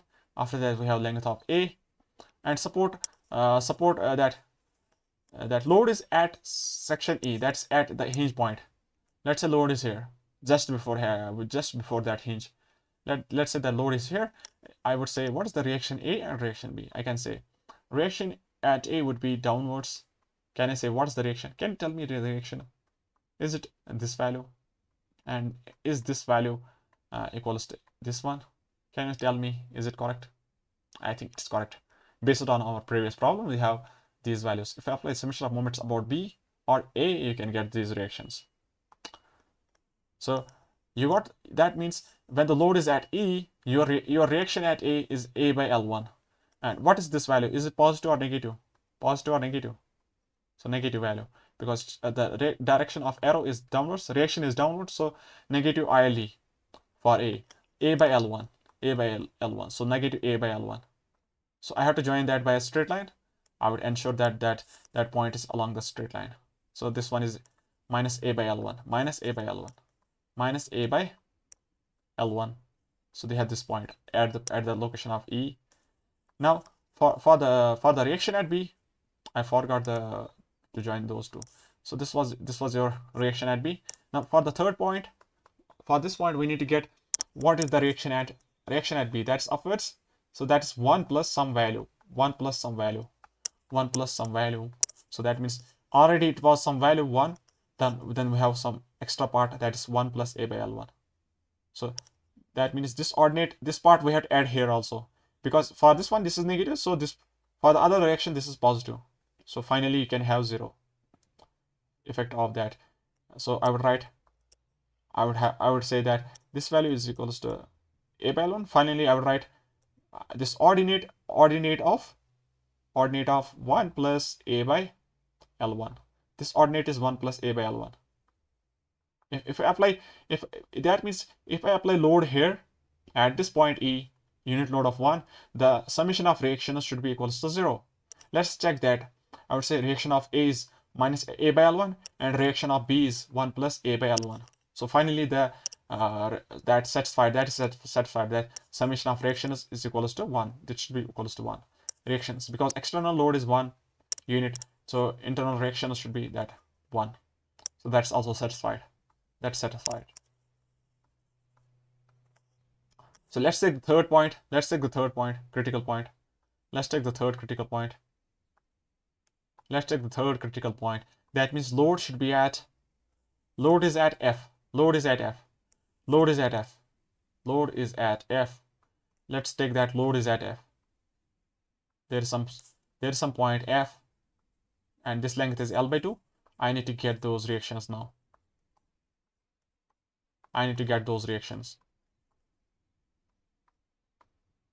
So I would say what should be the reaction at A and B? See, we have hinge here. The reactions would get developed only. I would say reactions would get developed only if this internal hinge transfers shear. If it transfers shear, we saw that if there was some shear at E, then after that we had some reactions at A and B. But if the shear is 0 here, that means no reactions would be at A and B. We need to see whether the shear has been transferred to point E or not. We need to check that point. We need to check that critical point, whether the shear has been transferred or not. So let's check that. If I cut the section, I would say you apply a load of 1 here at this hinge, and there's some hinge also here. If I cut the section, I would say there would be some shear force of V. I would say this is some length of L2. Can I get the value of shear force at that shear force? What should be the value of shear force? If I apply that, this is point E, this is point F. If I apply that, summation of moments about point F should be equals to 0. I would say V into L by 2 is equals to 0. What does that mean? What that means? That means shear transfer is 0. That means there is no shear force transferred at the point E. If there is 0 and we have two supports, that means they are also 0, 0, because there is some load. Let's say there is some load of 1. There is some load of P. Here the reaction would have been P A by L, because P is 0, so 0. So this is 0. This is 0, 0, 0, 0, 0, 0, 0, 0, 0, 0, 0, 0. So that means AB would be 0 at this point. AB would be 0. So you have this F, and that is 0, and that is 0. And you join that by 0. So this is 0, this is 0. That means you have to join that. Only you have to do one thing, that join by straight line. Now, what that means? Because I would say your beam is symmetric about this. I can say there's some section somewhere here. That's at L by 2. I would say there's some section about that it is symmetric. About that this beam is symmetric. That beam is symmetric. I would say if you calculate that, if you calculate ILD for reaction C and reaction D, I would say you would get exactly same ILDs as these two. You would get same reactions because your section, your beam is symmetric.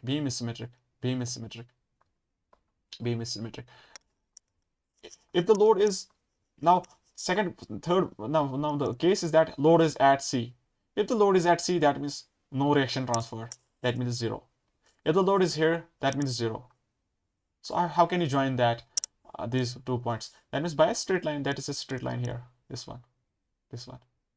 You can check that also if I apply summation of moments. If a load is somewhere here, load is here somewhere, you say whether there is some shear force. Let's say there is some shear force. We would say whether this is transferred to this section E. I would say summation of moments about shear F equals to 0. So shear would be 0. So finally no load transfer to A and B. So same way you can do in this way. So, or you can directly join them. We say if the load is here, reaction here is 1, but reaction at A would be 0. Similarly here, then you join by straight line. So you got the 2 points. That's ILD for A and ILD for B. Reaction A, reaction B. Now the case is that you need to get the shear force at T. Shear force at T.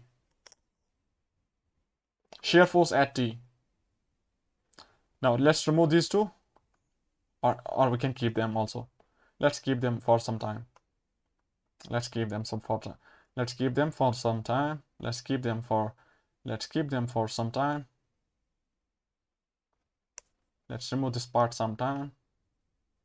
Let's remove this for some time, and let's remove this one for this entire time. Delete. Let's zoom it out. Let's zoom it. Let's zoom in. Now the case is that you need to get the shear force at T, ILD for shear force at T, and moment at T. VT empty. Let's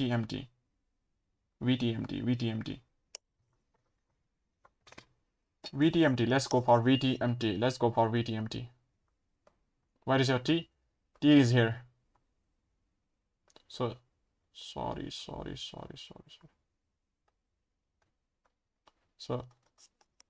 T is here. We need to see what's the VT and MT. Let's go one by one. Let's take that. Let's go side by side for VT MT. Let's try. This is ILD for V at T. This is ILD for moment at T. Now first case is that load is at A directly. If the load is at A, what that means? That means anywhere you take any section, shear would be 0. At any section. anywhere you go along the beam, you would get shear 0 because your load is getting transferred directly to the support A. That means 0 shear. And if I take what is the moment anywhere? Moment anywhere is also 0 because this is getting cancelled. 1 into L upwards and 1 into L downwards. So this is 0 finally. So the moment is also 0 here. And similarly, if the load is at B, if the load is at B, that means anywhere you take any section, shear would be 0 and moment is also 0 on those 2 points. So that means here it is 0, here it is 0. You can check that in this way, that conventional way. You have this reaction A, you have the support B, load is applied here. You would take that section T, you have some hinge, there is some reaction A. You can take that summation of moments, summation of forces about this section. I would say that section, that means there is some shear, that is V upwards, and this is 1 upwards and 1 is downwards, equals to 0. V is 0. That is conventional for now, because we have already solved that way also. And if you calculate moment, I would say 1 into some length into minus times 1 into some length L, and there is some moment M, that is goes to drain, so this is 0. So this is 0, this is 0, this is 0, this is 0. Finally, for these 2 points, how can you join the critical points if they are at the 0 line? That means join them by a straight line. Okay. Third point is that load is at this point. Load is at this point. Load is at E. Load is at E. Load is at E. Load is at E. This is your E at a length of A. This one is L1, and we want to see we have some section, what we call as section T, at a distance of S, at a distance of C, there is some section, and there would be some moment MT VT shear. We need to get that. We already know that for this loading, when load was just before that hinge E, I would say the reaction here was downwards A by L1, and this was upwards, what we call as 1 plus A by L1. If you now want to calculate for the load, when the load was just before, it's the condition that load is just before E. That's your internal hinge. Load is just before E. If you calculate for that, I would say let's go for the shear at D. Upwards, positive. Let's say positive upwards, and there's some downward 1, and there's some upward 1 plus A by L1, and there's some downward A by L1, that equals to 0. This is this, this is this, this is this, this is this, this is this. So this is this. So finally, this is this, to join them by a straight line. After that, let's go for the moment. T. I would say there's some moment of A by L1 into length of, this is anti-clockwise, into length of L1 plus A, and there's some clockwise, that's what we can call plus 1 plus A by L1 for the length of, actually the total length is about the point T, that's L1 plus A plus C. So I have to write L1 plus A plus C.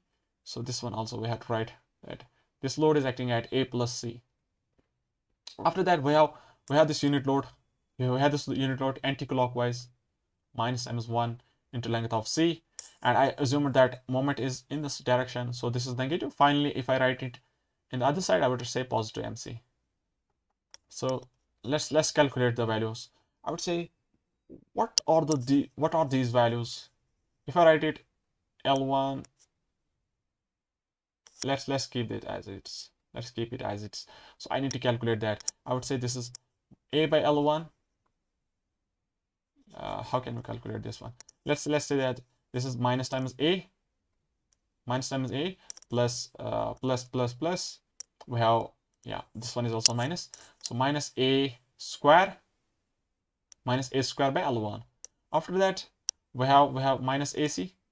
Then after that, we have plus A. Then we have A square by L1. Then after that we have plus C. Then after that we have plus AC by L1. Then after that we have minus C equals to MC. So this is this, this is this, this is this, this is this, this is this, this is yeah, this is this, and this is this, and this is this, this is this, this is this goes to 0. Finally you got to 0, and you have this point also, moment at t equals to 0. So join them by a straight line. Now after that, the next critical point is that we have to calculate at the section t that's between the two critical points. So we have to check that just before that and just after that, so that we can do for the later case. That we do for the later case. That we can do for the later. For now, we can take that point F. Let's take that point F. Let's take that point F. If I take that point F, let's take that point F. Let's take that point F. So there's some point F. There's some point F. If the load is at point F, I would calculate from the right side now. I would calculate from the right side. We have this A, L1, C, and D. So we have this one, C, and we have some support also, D, and this is L1, this is A. And can you see this is similar to that what we have earlier for this case? And we have to calculate, there is some section T, there's some section T, here would be some moment T, and there will be some shear T. Okay, is this similar to that? Is this similar to that of this previous case when the load was at section E, and we calculated for this part, and we got that V equals to M equals to 0. And similarly, if the load is at F, and I calculate for this one, because this part and this part it's symmetric, and I can still get V equals to M equals to 0. You can verify that also by this one. You can verify that also by this one. And if that is symmetric, I would say your part of this one will be also 0. This one would be also 0. That means at F, your diagram is also 0. At F, your diagram is also 0. Both the two diagrams are also 0. Now, but the section is somewhere here. But the section is somewhere here. You can't join them by a straight line. There might be some variation inside this section. Inside this, because we are talking about a particular section that is between two critical points. So that the section itself it's a critical point. So we need to calculate at that critical point also. So that's the point here. You don't have to join them by straight line. And similarly, if the load is, I would say, if the load is at C, reaction at C would be 1, such that now you take any section anywhere, you would get a shear force there 0. Anywhere you can take. Not only you take section T, you take any section anywhere except that support C, where I would say shear would be 0, moment would be 0. And similarly, if the load is here, moment at T would be 0, shear at T would be 0. So you join them also by straight line. Straight line, straight line, straight line, straight line, straight line, straight line. So you got the straight line for the entire length, except this, we are calling it as EF. Now we have this point, we have this part only left. We are left with this part only. Let's separate it. Let's separate it now. This is our final part of this problem. So we have an internal hinge, one more internal hinge. This is E, this is F. And let's say the load is somewhere here. Let's say the load is here somewhere at a distance of X. At a distance of X from support A. There was some support A. Let's say there was some support A. I would say at a distance of X. Now I need to get. Now there are two possibilities now. Let's say the T section is here. First case is that value of X, that load is just before section T. That means load is before T. This is the part we have. If I have this one here, so all the cases we are over. Now we say the section T is here, and load is somewhere here. Load can be here in this part anywhere. If the load is here in this part anywhere, I can calculate it. I can treat this. Now I can treat this one as simply support beam, because it can have shear, we can have shear forces only, we can have only shear forces, so I can treat it as a simply support beam. Similarly, I can get the, if I know that for the simply support beam, I know the variation, shear force would be in this way, bending moment would be in this way. Now I need to still verify that. I need to verify that by this case. So your value of x is that, for the first case, your value of x is this one. This is your value of x. So what is this value? Can you tell me what's this value? I would say this value is equals to capital X. So that's x minus L1 minus A. Can I tell this? Can I say this value is equals to this? And what is this value from this side to this side? I would say this is some total length of L2 minus L1.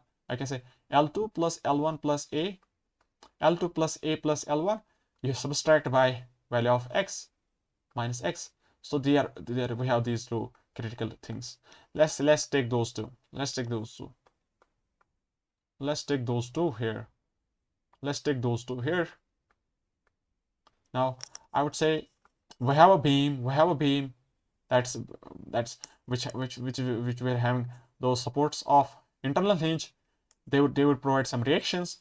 Here we have some reaction of VE. Here we have some reaction of VF. I would say this length is equals to x minus L1 minus A, and this length is equals to L1 plus A plus L2 minus x. And I would say, can you get the reaction? Can you tell me what's the reaction? Can you tell me the reaction? So I would say the reaction would be B by L, and this one would be A by L. And let's have that value. I would say reaction would be L1 plus A plus L2 minus x divided by total length of L2. This total length is L2 between E and F. You can check that also. This length is L2 divided by L2. And this reaction would be L1, I can write x minus L1 minus A divided by L2. So now we can say what is the shear at T and moment at T. Let's cut the section. You have this section. There is some shear T, there's some MT, and you're applying a load somewhere here at a distance of x at some value of this one, what we have as x minus L1 minus A. And this one, what can you tell me what is this value? Can you tell me what's this value? You have to see the diagram itself. To get this value. So it was given that this length was C. From this internal hinge E, this length was equals to C. So based on that, I can say what's this value, C. So this one was equals to C. Up to the section T, this was C. So I would say this value would be equals to L2 minus, no, this one would be C2, because we are cutting the section at this C. So this total length is C. We're cutting the section at C, and this one would be C minus this part that we have. We can tell that what is this value. Now let's calculate the shear forces. We have some shear force of we have some reaction of L1 plus A plus L2 minus x by L2. And I would say, what is the shear force at T? I would say L1 plus A plus L2 minus x by L2. That's upwards, and we have one that's downwards, and Vt, that's also upwards. Vt is also upwards. That equals to 0. So if I apply the limits that at x equals to, what should be the value of, what is the minimum limit we can have? That means x should be here, and maximum limit we can have at x equals to this limit. So these two limits we have. That means this limit is equals to x equals to only length of L1 plus A, because we are going for up to the length of, up to the point E. This was some support A was here, support B was here. This was length of A. This one's L1. So we need to get up to the length of x equals to L1 plus A. If we substitute that condition, I would say for the case 1, I would say L1 plus A plus L2 minus L1 plus A. This is your x value divided by L2 and minus L2 I can see in this way, and that is minus Vt. And if I see what's this value now, I would say the value would be L2 goes, L1 goes, A1 goes, so Vt equals to 0. So shear force is 0. That means shear force is 0.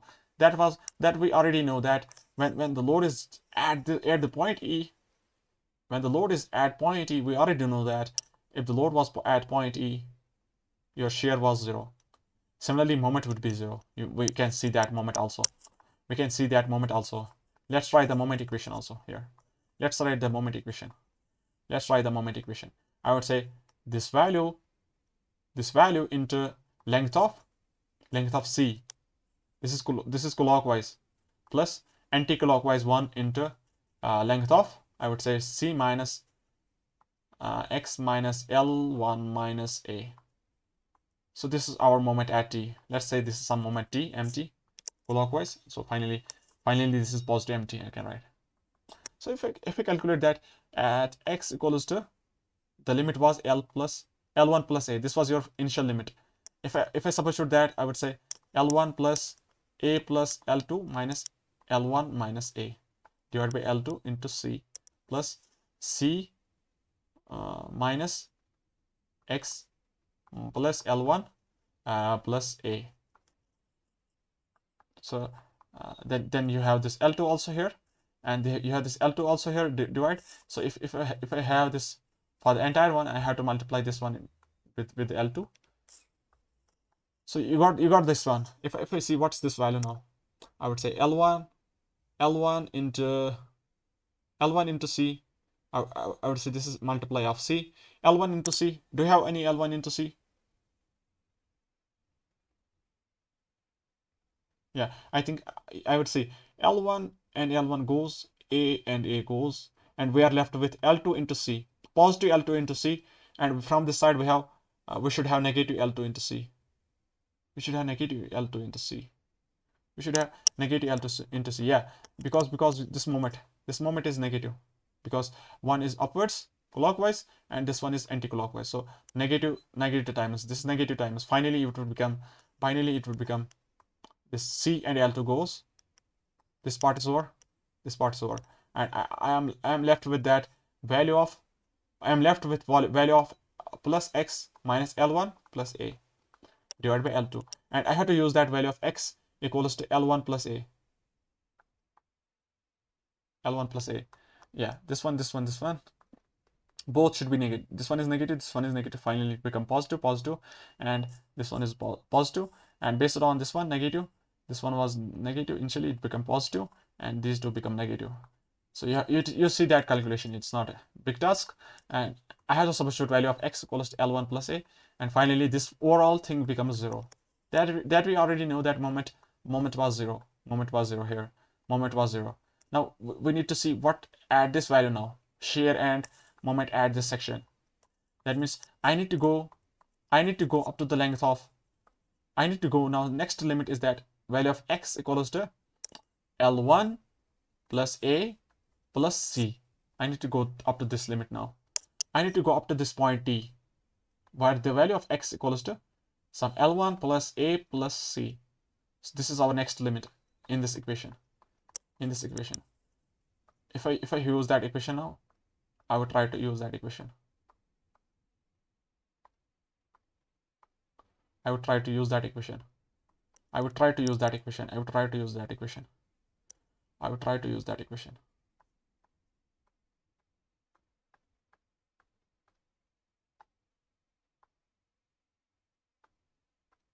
I would see whether our calculations are correct or not. We need to say that. We need to check that.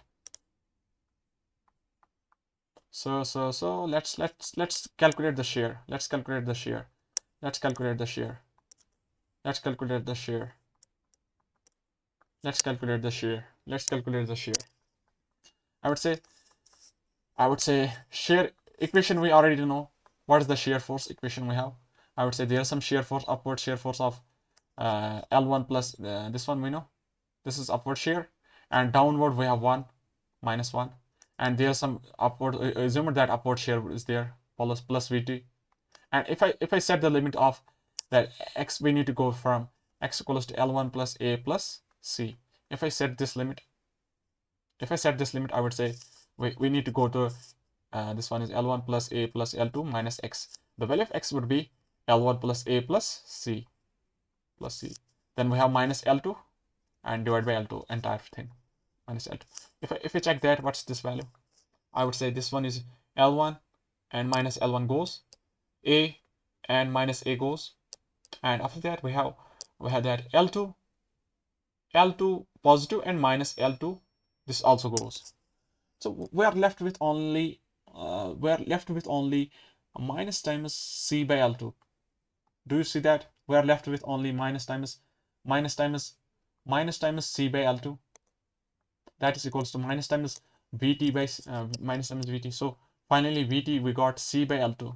Shear force at T, but it was just before section T, I would say.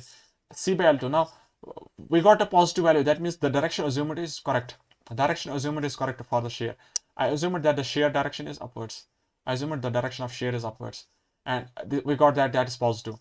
That means assumed direction is also correct. This is the true direction. But based on this section, it's on the right of section, upward shear, that's negative. So finally, in the diagram of ILD, you have to say the shear at T is minus C by L2. Minus C by L2. I would say there's some value of minus C by L2. C by L2. So I can join them by a straight line now. So this is our straight line now. After that we have to get the moment. We have to get the moment at that point. So let's go for the moment at T. We see whether our moment equation is correct. I would say if you apply the summation of moments at T, I would say you have this clockwise moment about T. That's some reaction into some length of C. Reaction into length of C. Then we have anti-clockwise one for this length.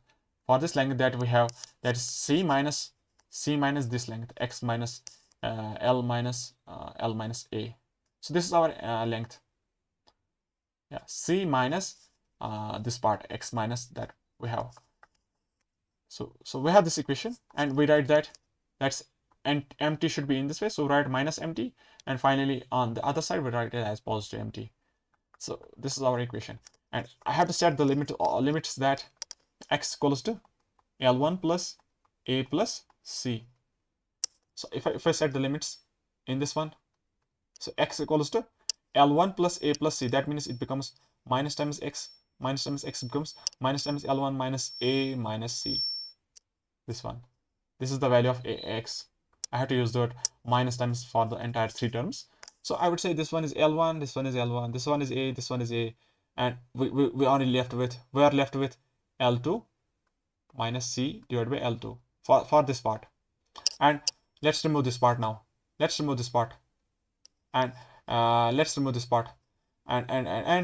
this L2 won't be there. For the next point. Let's remove this entire thing now. For the second part, let's calculate for this part now. I would say, yeah, this minus 1 into C minus, let's substitute the value of x, L1 plus A plus C. Then we have minus L1, then we have minus A. And you solve this part. I would say this is minus times C minus, what is this? L1 goes, A and minus A goes, so you're left with minus, that is plus C. So I would say C minus C, that's also 0. So that's also 0. Is that also 0? I think that's also 0. So you got this moment of L2 minus C divided by L2. And you should have some factor also. Because this moment, you should have some factor. We should have missed something. I think we should have missed something. This is some factor. We calculated that, but we had some C also there. So we have this moment. Moment at C is positive. That means the direction you assumed, that is positive. And we know that sign convention is also positive. So final positive value of C into L2 minus C by L2. So if you see there was some simply support beam and we have some A and B, I would say bending moment at this point would be equals to, you apply unit load, that's equals to AB by L, similar to this one, C into L minus C by L. So that's why we have this one. Let's write that. Let's write that here. Moment. Here the moment here is, I would say, C L2 minus C divided by L2 joined by a straight line. And once we know this is critical point, similarly from the other side, you can join them. You can now join them. You can now join them. No, no, no, no. For the shear, this is not correct. For the shear. We know that for the shear, it is not the variation. We need to calculate it for the shear. You have to definitely calculate it for the shear. For the shear, there will be some variation in this way. We need to get that point also. We need to get just after that point T also, such that there is some shear value. There is some shear value here, such that I would say this is 1 unit of 1. This should be unit of 1. Can you get this ordinate now? Can you get this ordinate? What should be this value? If this is entire is 1, I would say this value should be equals to 1 minus C by L2. 1 minus C by L2. I would say this unit should be equals to 1 minus C by L2. So that is equals to L2 minus C by L2. This should be the ordinate we can have.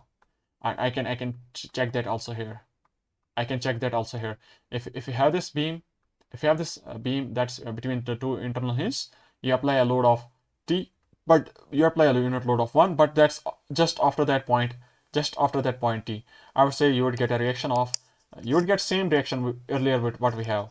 You would get this reaction L1 plus A plus L2 minus X by L2. And if you cut the section and you apply that, you say what is the shear here? I would say this will be downward shear because this one is upwards. So shear here would be some shear VT. It's downwards, and that value would be same as that of this one. And if I apply that, X equals to L1 plus A plus C. L1 plus A plus C. I would say L1, because your X is negative, so I would write that here. I would write L1 plus A plus L2, then minus. Then I would write L1 plus A plus C divided by L2. So I would say L1 goes, A goes, and you are left with L2 minus C divided by L2. So this is our shear at T. This is our shear at T that we have already checked here. L2 minus C by L2. So you got that shear also. That's positive. And because our arrow, we assume that the arrow is here, and as per sign convention, this is positive. That's why this is positive here. And if you calculate that moment at T, just after that section, you can check also. You can check that part also. I would say you have this section C, and you have only one reaction upwards. That's a reaction of L1 plus A plus L2 minus X by L2, and acting for the length of C.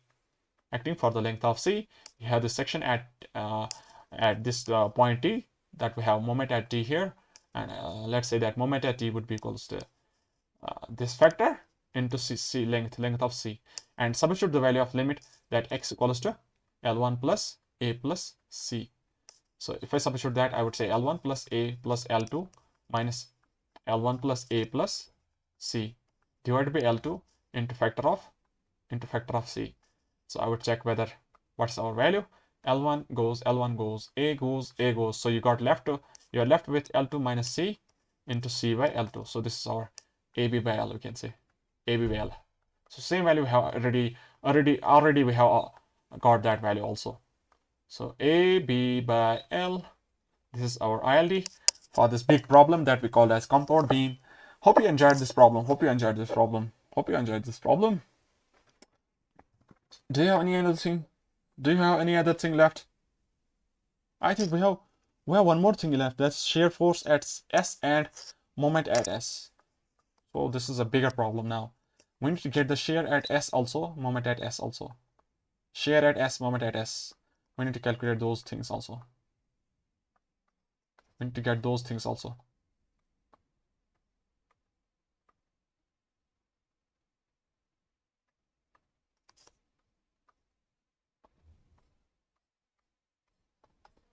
Shear at S, moment at S. Shear at S, moment at S. So we need to get the shear force at S, moment at S. So you have this beam.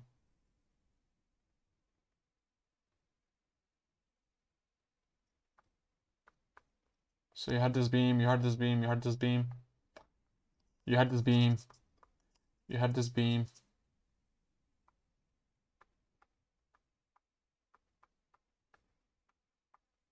You have this beam here, internal hinge, you have internal hinge, length is L2. So then after that, you can join that.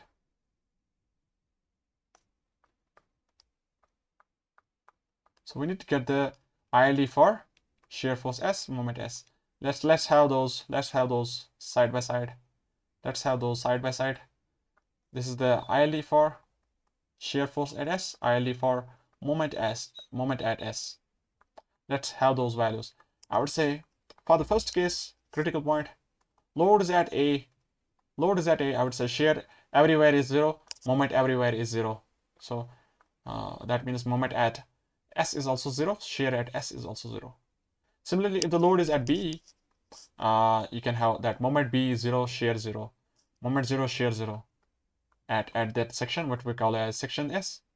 At this section, if the load is here, I would say shear here would be 0 and moment here it is also 0. Now third case is that load is at E. Load is at E. This is E, this is F, this is B, this is A. Load is at E. Let's have load at A. Load at E. I would say load is at E, and you have support B, support A, support B, support A. I would say that we know the reaction here would be 1 plus A by L1, and this one is downwards A by L1. We already checked that, and we have some section. We have some section here. A by L1 is downwards, and there might be some shear upwards V, and there might be some clockwise moment N. We can assume any direction, then accordingly we can get. Let's say that we have this direction. I would say what is the shear at this point, what you call as point C, point S. Let's say that this is the shear at S. For the loading, for unit load at E. For unit load at E, we need to get the shear force at S. I would say shear force at S equals to A by L1. But you got this positive, that means direction assumed is positive, correct? And for the ILD, you have to draw that because your section is right of the section and shear is upwards, so this is negative A by L1. Negative A by L1. So that means here the value should be A by L1 negative. Minus times A by L1. So join them by a straight line. This is minus A by L1. And can you calculate the moment also? What is the moment? I would say you have this A by L1 for the length of, what is this length we can have? Do you know this length?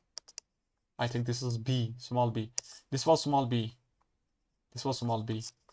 So this was small b, that means AB by L1. AB by L1, that's the direction is positive. The direction is assumed is correct. This is anti-clockwise, this is clockwise, so direction is correct. Now, if the direction is correct and you have moment on the right of section that is clockwise, so this is negative moment. So you can write minus times AB by L1. Minus times AB by L1. So you have some value minus times AB by L1. So you join them by a straight line. This is negative, this is negative. Now, second case is that we forgot one thing. I need that from you. We forgot one thing. We forgot something. We forgot. And I'm going to draw that by a straight line, that dashed line. So that we forgot. Let's keep it for the last case.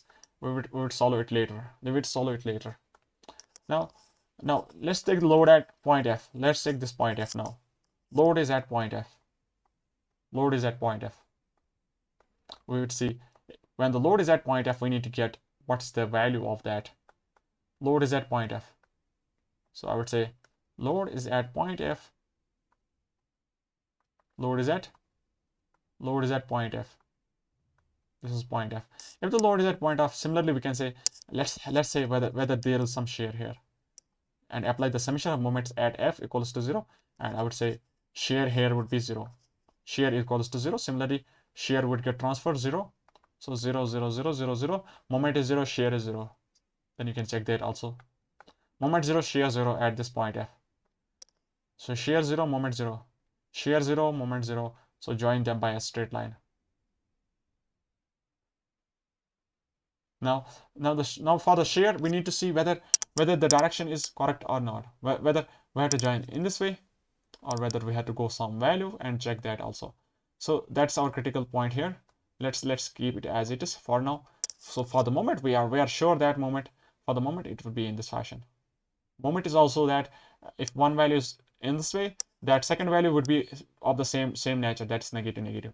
For the share, you have to check that the other value would be positive, because on the section, when the section changes, your share also changes.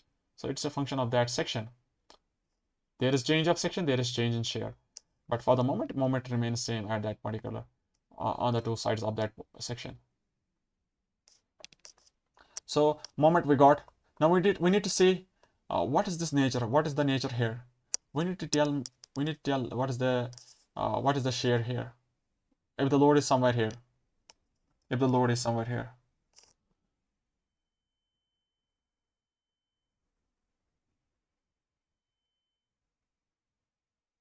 I think so we can verify this one, whether we have a share of in this way or we have share in this way. We need to check that also. We got that critical points. We got the two critical points, that one is your critical point of this one and one is your critical point of this one. And if the load is somewhere here, we can check that also. We can verify that, and we need to verify that. But based on the fact that there is no any other critical point, we don't have to check any section in this one to get the value. If there was some section T, we need to get the VT, then we would have cut that section and accordingly calculated that share and moment. But one thing is that if you directly say that because there is no any critical point between the 2 points, one is your critical point of E, next one is your critical point of F. If there is no any other critical point between these 2 points, I would say join them by a straight line. That means the shear force diagram should be this one. This one should be the shear force diagram that joined by a straight line between the two critical points. You don't have to go upwards. When you go upwards to, this is only possible at a particular section when you cut that section. This is only possible when you cut the section. When you say this is our concentric section, ILD is for a concentric section. When you say at a particular C, I need to get the shear force, I would say you would get some nature here. Then after that, when you cut that section, on the right and left, there is a difference. There is a negative and positive of that section.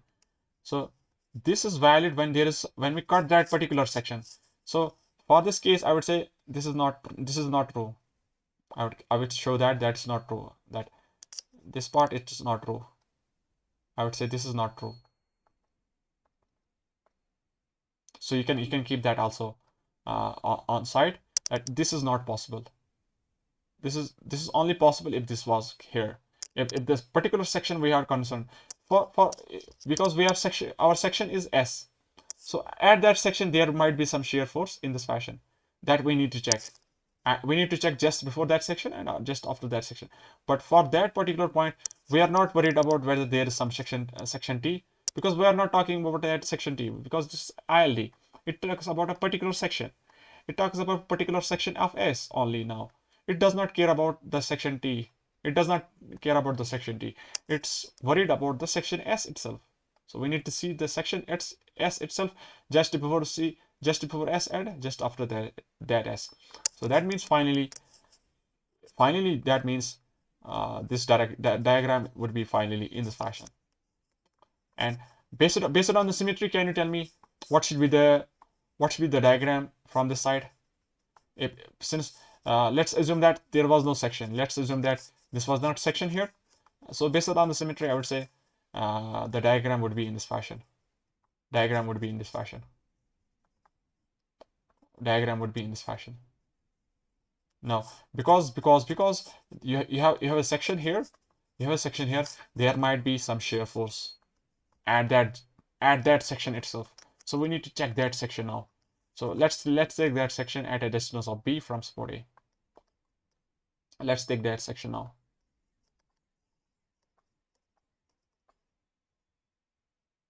Let's take that section now. So I would say you have this simply support beam. Forget the rest part, because we are talking about that load is just only in this simply support beam. Once the load is just before the support B, that means it is similar to that of a simply support beam.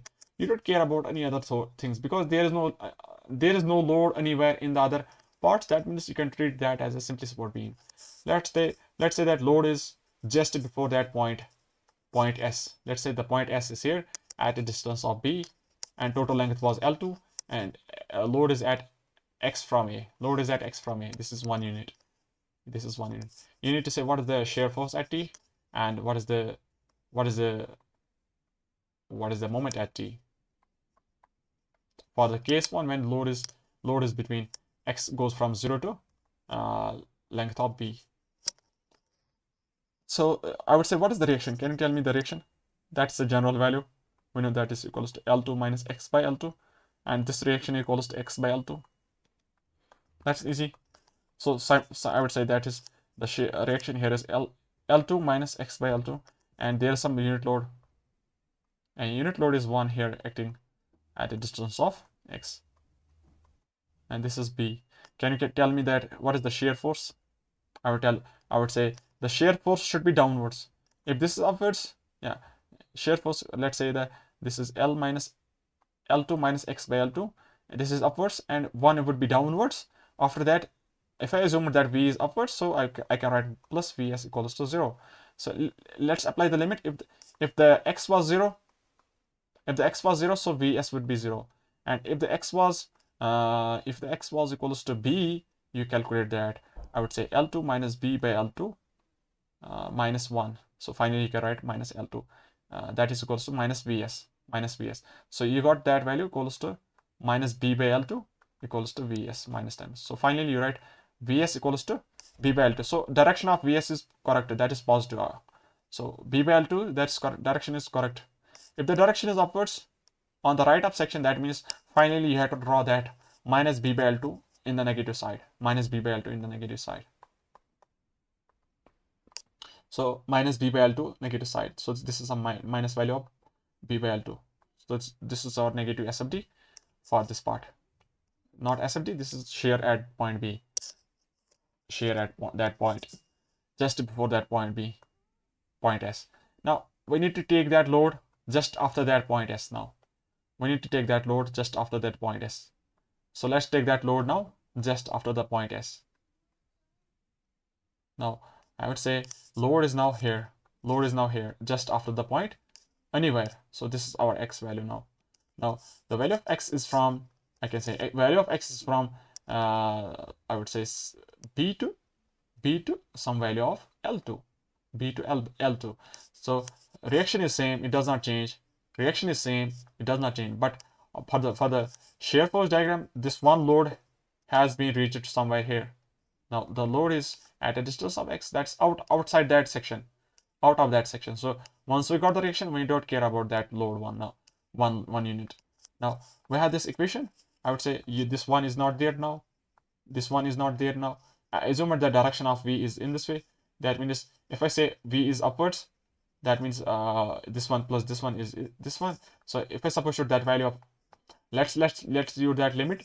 That limit is from X equals to B to X equals to L. If I substitute the value of B in this one, I would say L2 minus B divided by L2 is equals to minus times Vs. So I got a value of L2 minus B by L2, that's negative. So I got a value of that, that this is our Vs. That is, we got a negative value. That means the direction we assumed the direction of Vs is upwards. That means direction of Vs should be downwards. L2 minus B by L2. And once we got the direction, once we got this direction, this is the correct direction, and it's on the right up section, that's positive. So finally we write that this should be the value. This positive value should be there.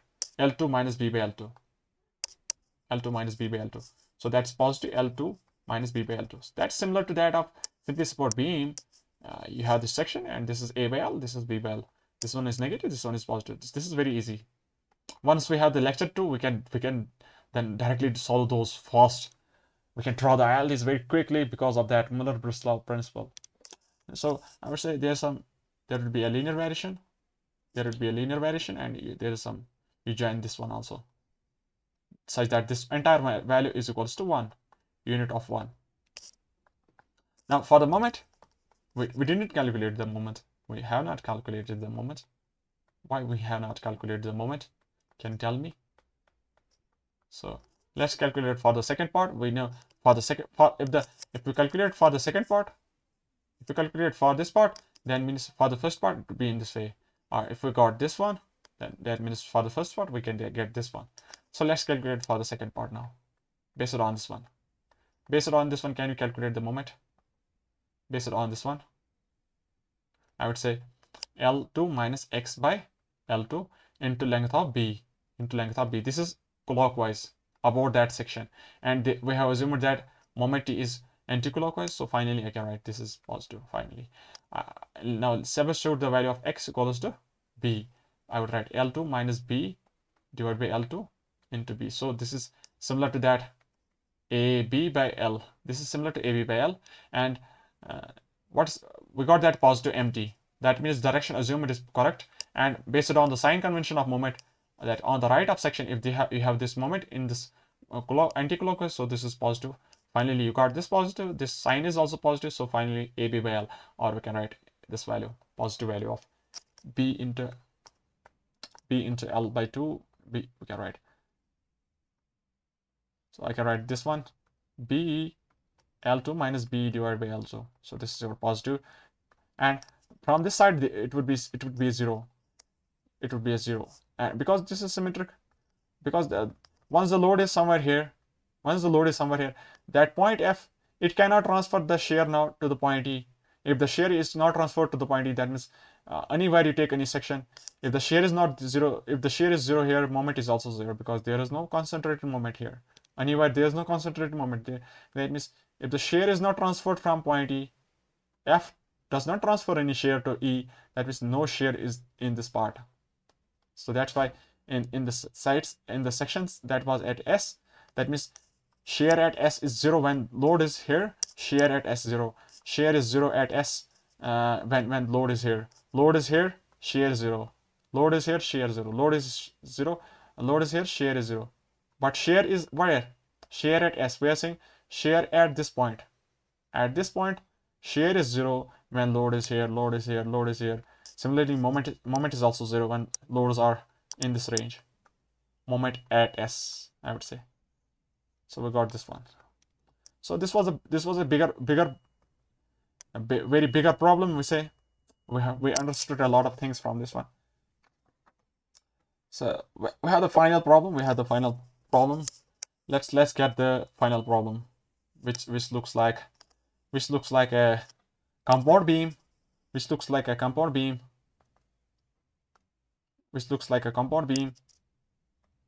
This is A. After that we have 6 meter. Then there is some support B, internal hinge. There is some support C, and this is 4 meter. After that we have 8 meter, and there is some support D. After that we have 10 meter.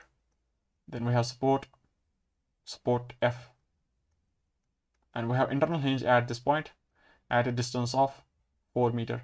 This is 6 meter. So there is some support, there is some hinge at E, and this one is your 6 meter. And we need to get how much we have calculated for this one. We have calculated MC, we have calculated RC, MC, RC, RA. So we need to get the ILD for these stress functions. One is your RA, RC, MC, and I think VS. So I would say your S is here. So S is at 3 meter. This is your S at 3 meter from A. And you need to get MC. What is C? So C is here at the support. So RA, RC. So finally we got this one. 6 meter, 4 meter, 8 meter, and 10 meter. Let's go. Let's take the case 1. That's RA. Let's take the RA. And after that, there we have RC. RA, RC. Let's write that this is RA. Let's say this one is RC. Let's write that ILD or A, ILD or C. Let's take the first one. I would say the load is at, now we would solve for the critical points. We would solve for the critical points. I would say load is at A, support is at A. That means reaction at C would be 0 and reaction at A would be 1. So I would say when the load is at A, your reaction at A is 1. When the load is at A, your reaction at C is 0. Reaction at C is 0. So we got this one. Now let's take the load at B. Let's take the load at B. Let's take the load at B.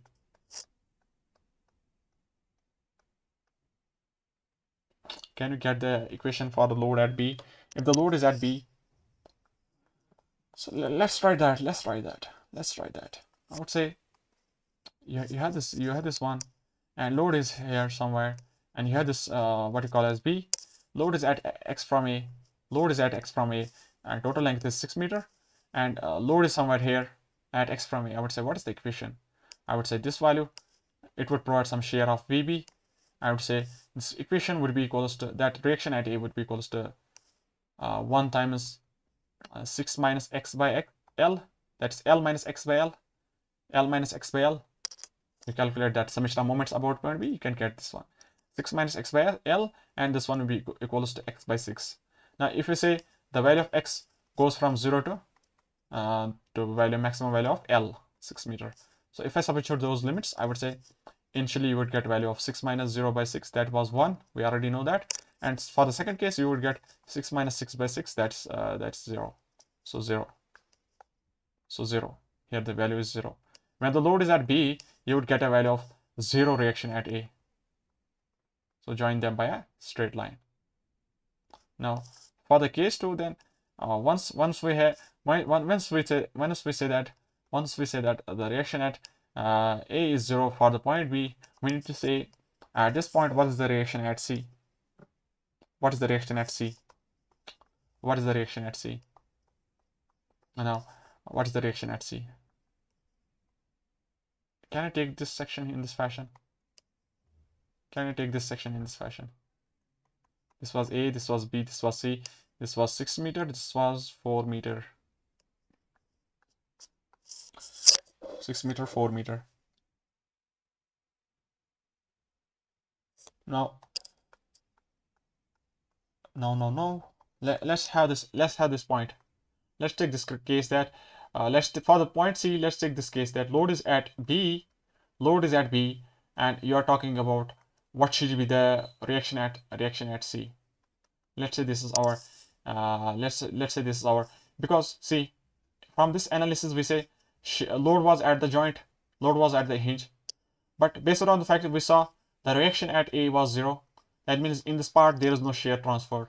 That means entire shear of that junction B has been transferred to this side of beam. Now if you solve this one, if you solve this part, that means where we have left with this, yeah. So once this load is 1 applied here, you would say there might be some reaction. There might be some reaction, but we saw that one for this case when this was simply support beam and reaction here was 0. Once the reaction has been 0, so this part is of no use.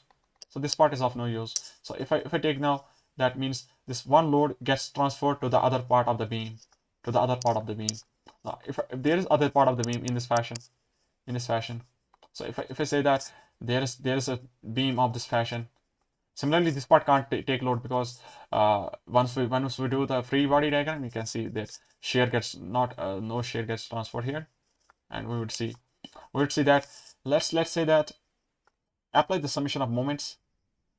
We would say this part is over, let's remove this part. If we apply that summation of what you call as moments at D equals to 0, I would write there is some shear, there's some reaction at C, this one is 4 meter, this one is 8 meter. If I calculate that, based on the fact that load was at B, it was a unit of 1, and it does not transfer any amount to the side AB. That means entire 1 unit goes to the for this one BCD. So 1 is here. I would say 1 into 12 clockwise, 1 into 12 anti-clockwise, and that's balanced by C into 8 clockwise. So you can get C equals to 1.5. C equals to 1.5 at this point. C equals to 1.5. That means the reaction at D would have been downwards 0.5. If you apply summation of moments at C, you would get reaction at D equals to 0.5. So C is equals to 1.5 at this point. When the load was at, that means when the load was at point B, at this hinge, the reaction at C was 1.5. So this is 1.5. So that means you have to join them by a straight line. This is 1.5. That means at the support C, the value is itself 1, because if you apply the load at C, the reaction would be 1. So at the point C, you would have a reaction of 1. So this is 1. So you join them also by a straight line. Is this the way? Is this the nature? Yeah, this is the nature 1. Now let's take the case for reaction A when the load was at point C. Load is at point C. You need to say what is the reaction at A. What is the reaction at A? So let's have that analysis again. I would say load is at C. Can you tell me what should be the reaction at A? Because once the reaction is 1 at C, that means entire load is taken by point A, point C. If the load is here, it gets transferred, entire 1 unit gets transferred to that support C. That means the reaction at A would be 0. Let's assume still that there is some reaction developed. Let's say because of that there is some part of that shear developed here. Let's say the shear here is 0. Let's say there has some shear transferred to this point B. Now if I apply that summation of moments about point B, I would say that A into some length of what we call it 6, that's equals to 0. So shear is A is 0. So that's obvious. That means A is 0. Once this is 0, this is 0, this is 0, so join by a straight line. We join them by a straight line. And you take any other any section, you take any section anywhere, you take any point, anywhere, and you say what is the reaction at A? I would say that is 0. You can check that by either free body diagram. You can say once that reaction at A is possible only if the point B transfers some shear, if the internal hinge transfers some shear, if it transfers some shear, then only it's possible that at point A there would be some reaction. But for the case itself, when the load was, we saw that when the load was at point B, we already saw that when the load was at point B, we saw that when the load was here at x equals to 6, we saw that that reaction at A was 0. So that means if the load is there, if the shear is there at point B, that means that reaction at A is 0. Similarly, if there is transfer of shear at B, I would say reaction at A would be definitely 0. If the shear transferred was at B, if there is no shear at B, that means that was obvious that reaction at A is 0. So I would say at all points of that beam we have shear of 0. That reaction at A equals to 0. So this is our variation that is positive. So this is our variation of reaction at A. That means reaction at A is only provided for this simply support beam. After that we have some extension. We don't care about that. Only this part we have. That load is here, reaction of 1. Accordingly, it's varying up to this point, internal hinge. So let's talk about that reaction at C now. Reaction at C. Let's have that reaction at C now. Reaction at C. So we got the reaction at A. Now, once we got the reaction at C, up to this point, point C. So we got a value of 1 here. That means 0 should be somewhere here, where there is one more support. Where there is one more support. So if we say what is the value of shear force at C, what is the value of reaction at C if the load is entirely at the point D? If the load is entirely at the point D, support D, that means entire load is taken by the point D. So I would say the shear force, the reaction at C would be 0. So you then join them as straight line. And the slope, you have to maintain that same slope should be from the top and from the bottom. So let's say there is some slope. Let's assume this is the same slope. So we say this is value of 0 at this point. So this is positive, positive. So this is our ILD for reaction at C. Now let's say the load is here. Let's say the load is here. So similar, it is similar to that of initial case. So now the next part is that load is at D. Load is at what you call as load is at E. Now if the load is at E, support C is here. It is similar to that of load was at B. Load was at B, and I need to get the support C. So it's similar to that. It's similar to that. When this was your support A, load was at B. Similarly, this is your support F, load is at this hinge, and I need to calculate reaction at C. Similar to that of if I had to calculate reaction at D from this side. So let's have that. Let's have that.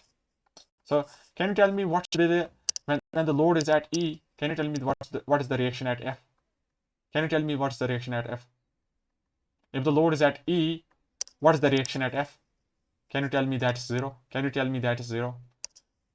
By the moment equilibrium, summation of moments at hinge equals to 0. Moment of summation of moments at E equals to 0. You can get F equals to 0. That means the entire 1 unit gets transferred to the other side of that hinge. That gets transferred to the other side of hinge. If there is some other side of hinge, that means if this was your hinge, you applied a unit load of 1 at the hinge.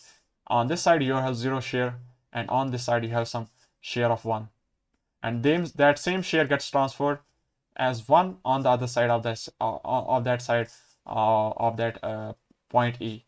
So this is your 1 unit acting on this side, and we have some support of D here for a length of 4 meter. After that we have the support C after a length of 8 meter. So this is your support C. Can you tell me what is the reaction at C? If you apply summation of moments at D equals to 0, you can write there is some reaction at C downwards. C into 8 equals to 1 into 4. C is equals to 0.5. And that's negative because it's reaction and it's downwards. ILD downwards, 0.5. That means if the load is here, I would say 0.5. And slope is same, so 0.5. This is minus 0.5. Reaction of minus 0.5. And after that you can say there would be a linear variation. You can check also that. You can check that also. Because let's say that now this is your hinge and this is your support. If the load is here, I would definitely say the reaction at C would be 0. At this point you have to join them. There's no any option that you have to join them by this line. Let's still verify that. Let's still verify that little part. I would say load is somewhere here. Load is somewhere here. Let's say at mid L by 2. Let's say this was your total length of, what was the total length between E and F? That was 10, is it 6? Yeah, 6 meter. This part is 6 meter. Let's say this is 6 meter. So now if this is 6 meter, let's take this as 3 meter, this is 3 meter. Now load is at the mid. I would say if this is 1, this would be 0.5 and this shear would be 0.5. Now this same shear, same shear would be transferred to the other side, that is 0.5. And we already saw that if this was your this was your support C, this was your support D, and we applied the summation of moments about this point, we say that there is some downwards C into this length was 8, this was 4. So C into 8 equals to 4 into 0.5. So you got a C value of 0.25. 0.25. So that means if this was 0.5, at this mid part, you can have value of 0.25. This is the variation, linear variation. Linear variation. So this is the ILD for reaction at C. Similarly, you can get now moment at C. You can get the moment at C now. Moment at C. Moment at C. Moment at C. ILD for moment at C. Let's have that line. Let's take the line. ILD for moment at C. Where is point C? This is point C. Point C. Now, first case is that when the load is here, so moment at C would be 0 when load was at point A. Now, second case is that load is at this point. We already know that once that load is at the hinge, we saw that reaction at A was 0. Okay, load was here. That means entire load gets transferred to the what we call as on this side. So there was some support D, and there was some one more support D. This was C and this was D. And if we say what's the effect of this on this point, so it's like a hogging moment developed on this point C, we can say. So it's trying to rotate it in this way. And moment of M equals to reaction of 1 into that unit load of 1 into this length of what you call as 4. So 1 into 4, a moment of 4. Now the thing is that on this point you want to see what is this value. If you cut the section, you can get the direction. So there is some 1 acting in this fashion. If I cut the section, there would be some shear, there would be some reaction.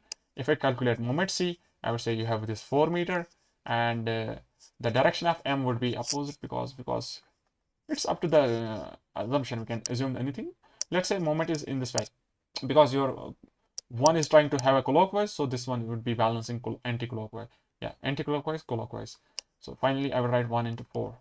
And direction, you can get positive value of 4. That means direction, assume it is positive, correct? And if you take that, this is your sign convention of moment positive, but your direction is opposite, that means negative M. That is minus 4, that's negative minus 4. Negative minus 4. That means when the load is here, you have a negative minus 4 at point C. So minus 4, you have that minus 4. If this was 0, this was minus 4.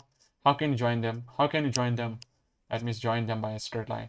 And if the load is at point C, if the load is at point C itself, can you tell me what is the moment developed? Anywhere or on the support itself? Moment would be 0.